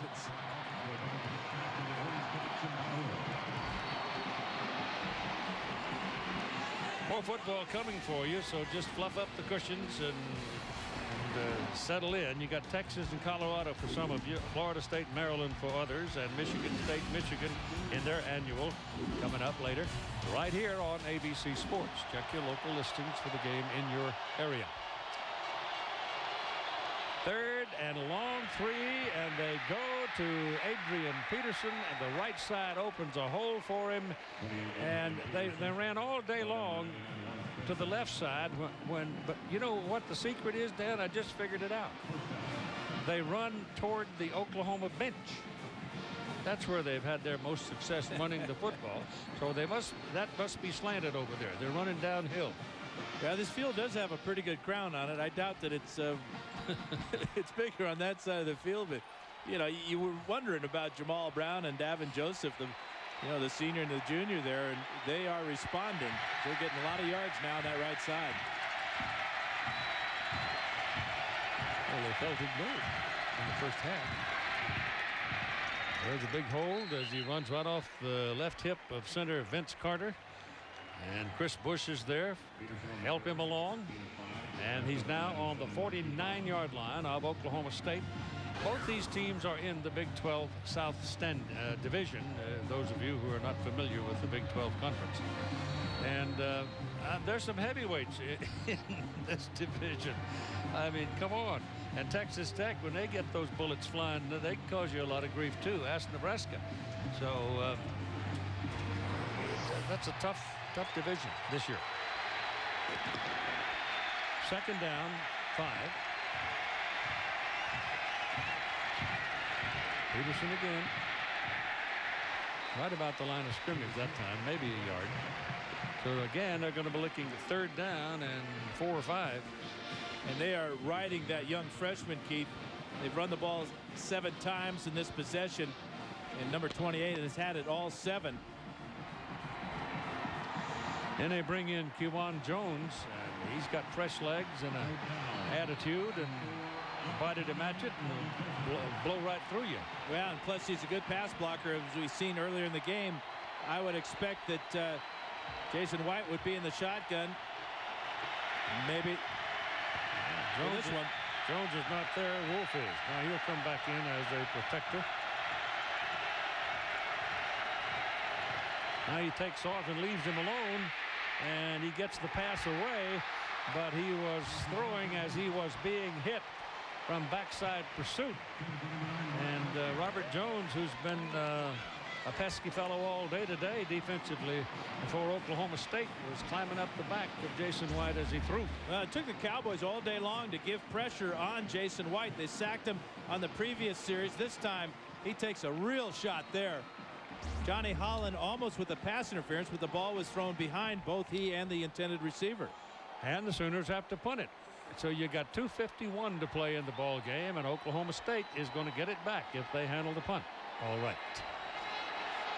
Blake Ferguson has had some big ones today, 58, 40, and 55. This one has got a lot of air on it, hanging and hanging and hanging. A fair catch, and they get the ball at the 19-yard line. On the fair catch called by Daniel McLemore. Well, now, Oklahoma State, 38-35 deficit. The ball is on the 19. Field goal to tie and go to overtime. There goes the plane. And if you're thinking field goal to tie, Jason Ricks is a freshman. His long this year is 39 yards. Joe DeForest, their special teams coach, says he hits them from 55 all the time in practice. This ain't practice, though. Redshirt freshman at quarterback who's grown a foot today. They run the ball in the middle. Then he works his way to the outside, comes back inside. There he's a tailback. That's what he is. Donovan Woods. Well, and he's just making life miserable for Dan Cody. Cody's got contain on this play, but with an athlete like Donovan Woods, very difficult to bring him down. You can see the frustration on number 80 right there. Big play on first down for the Cowboys. Touchdown to take the lead and quite possibly win, because if they get a touchdown and convert it, there's penalty flags. There was movement the left side of the line. I think the left tackle for Oklahoma State moved. I think it's Cody. Cody was across the line, and that caused Corey Hilliard to jump out of his stance. Before the snap, number 80 on the defense is in the neutral zone, causing a false start by the offense. 5 yards, first They down. both moved, but Cody definitely moved first. That's where they altered that rule, and I thought that was one of the really clever rules changes they made, too, because it's been kind of unfair. Oklahoma State with the football. First down and 5. The football is marked now at near the 39-yard line on their side of the field. They're trailing Oklahoma by just 3 points. And we've got 2:18 to play in the ball game. Oklahoma ranked number 2 in the country. Deep pass down the middle for DeJuan Woods. Gets tangled up. They tangle their feet. There's no interference there. They're both running for the ball, and they got tangled up. Great job by Dante Nicholson to come from his weak safety spot and just chase this ball down. Ball was overthrown, but he was going to make sure that DeJuan Woods does not make this catch. There he is right there, number 8. Chijoki is in the trail position there. A little bump there, another bump there, but that the might have been officials, called. well, I think the officials must have judged that ball to be uncatchable. Might be through. Donovan Woods threw the thing about 60 yards. Yeah, he's got to be thinking of picking up 25 yards. That would get Ricks into range. Second down and 5. Defense trailing the play. You better hurry. And they get him. The crowd today is 48,837. And a lot of construction going on around Boone Pickens Stadium. It'll be quite palatial next year when you come back. Time called on the field. Yeah, Les Miles wants to talk this one over with his young quarterback. Minute and 42 seconds. They won't see the ball again if they don't pick up a first down here, and they're looking at 3rd down and 5. If they don't get a first down, they won't see the ball again, I don't think. Well, they're going to have 2 plays to get that first down. And again, they want to get the ball to about the Sooner 30-yard line, somewhere between the 30 and the 35, to get Ricks within range, according to special teams coach Joe DeForest. Oklahoma leading the Big 12 South standings, and they face Texas A&M next week on the road. And Oklahoma State's got a pretty good one next week themselves. They're going to go walk off scot-free. They get to play Texas at Texas. So both teams have a tough assignment next week. Yeah, you think A&M may be thinking about that 77 spot that the Sooners put on them last year? Take it to the bank. That's a tough environment, too. And a great band. Yep. Go Wednesday so you can watch band practice on Thursday. There you go. Stopping Flat Tony on your way. Cold drinks. 3rd down. Time now. Precious.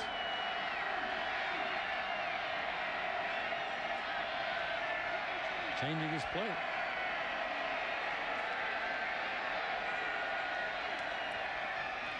Want to run it. Didn't get it.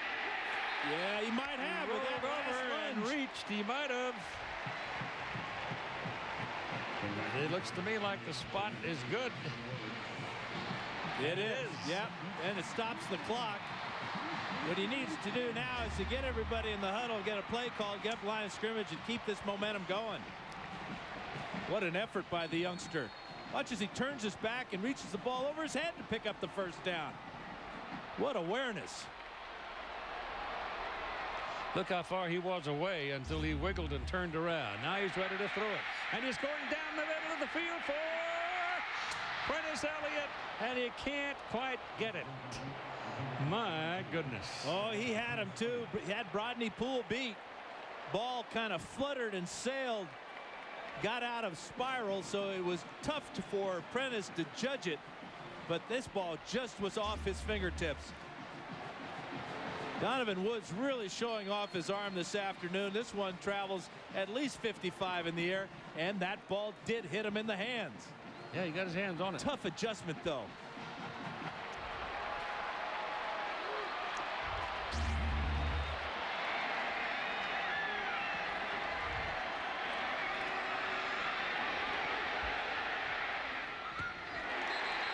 Catch. Yep, catch. Morency. How about that catch for Morency? It's only a second catch of the year. He looked like DeJuan Woods on this play. Good patience by the quarterback, and look at this grab. Both hands underneath that ball. Clearly a catch for Morency.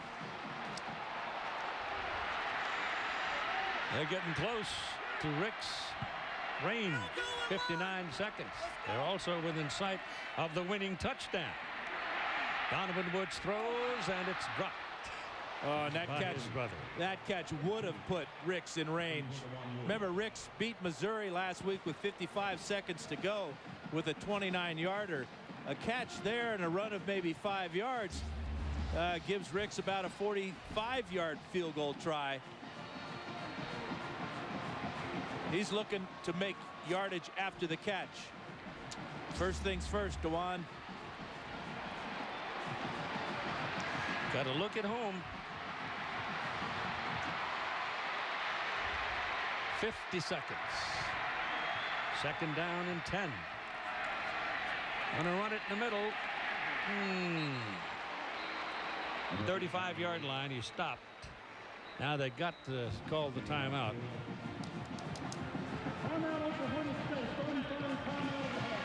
Remember, they burned a timeout on offense earlier in the game, Keith, when the play clock was running down. And now you always want to save that final timeout for your field goal team so you don't have to rush them out onto the field and get everybody all nervous, especially the kicker. And the coach and the alumni.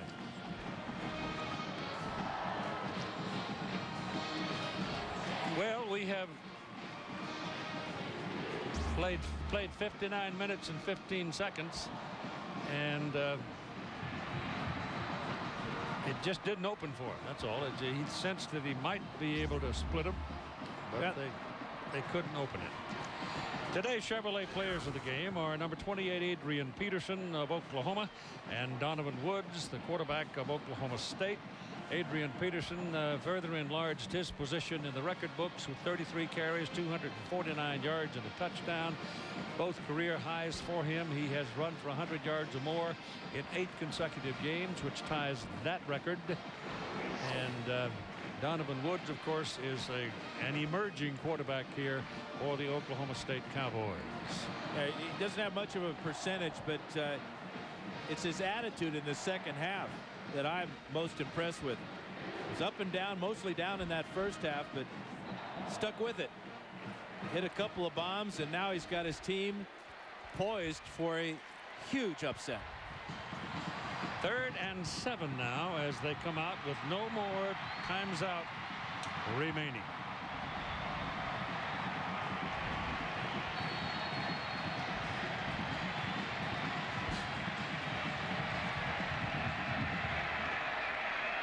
Morency is out near in the bottom of the picture, this sideline, as a wideout. That snap almost got away from him. Steps away, gonna run, and needs to get out of bounds. Now the clock is ticking. They have no timeout to stop the clock, so they got to go to the line of scrimmage, spike the ball. Nope. Then they'll have time to talk. No, they're going to bring out the field goal team, Keith. No time to spike it on 4th now. This would be a 49-yarder. He didn't get his first down. Now we got it. Oklahoma calls time. Wow. Didn't have the right people on the field. Well, they had 11 bodies out there. That's good enough for me. Yeah, but why call timeout? I don't know. Because the heat's all on Oklahoma State. Yeah, they're probably thinking maybe they can ice the true freshman, Jason Ricks. I told you his longest so far this year is just 39 yards. He has hit 8 out of 10, but his 2 misses have come from over 40 yards. Well, he won last week's game, which certainly gave him a boost of confidence. But to tie this game, his confidence would soar. And then we'll be into the overtime gig if he makes it. Yeah, there's virtually no wind at all. Any wind may help him coming from the open side of the stadium, but we noticed yesterday that the wind hits the building here behind the goalpost and kind of comes back at the kicker. But if you look at these streamers at the top of the post, you can see no wind at all right now. So that should help him both physically and mentally. Oklahoma ranked number 2 in the country. Certainly with championship aspirations, not only in the conference but nationally. It is a 49-yard try by young Jason Ricks to tie. And Oklahoma will spend its last time out. So they very definitely are trying to pour a bucket of spring water on young Jason Ricks. Yeah, double timeout, double icing for Ricks. The one guy to really keep your eye on for Oklahoma is number 23, Rodney Poole. He's their leaper, and he's got a 42-inch vertical, and he will try to get up in the air, especially on a long field goal try like this. The kickers have to kick it lower to make sure that they have the distance. I'm remembering something of this involving Oklahoma at Ohio State. I think it was 1978 when Uwe von Schumann was their place kicker. Ohio State was chanting, "Block that kick," and he's walking around out in the middle of the field conducting the crowd, then walked over and kicked a 43-yarder to beat him by a point. Well, he's one of my favorite kickers because Kellen Winslow blocked a couple of his in some playoff game one year. I'm sorry, Uwe. Jason Ricks now for the tie from 49 yards.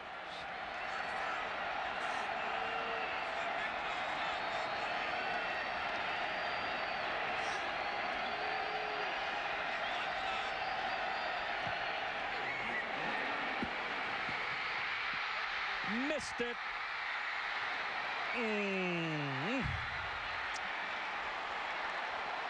My goodness. Ain't college football a bargain? Well, Bedlam almost broke out because that ball had the distance. But the closer it got to the goalpost, the more it turned. Yeah, he had enough leg on it. But in the process, probably of trying to get that extra little bit on it, he put just enough to hook it, and it went away. So a crowd of 48,837 can go home and talk about a beauty. And here's the ball turning, and just sailing beyond. There'll be other times, young Jason, but not many that had as many marbles, money, and chalk on the table as this one might have. So the Sooners will take a couple of knees, or one knee's all they need, really, and as they defeat the Oklahoma State Cowboys by a score of 38-35.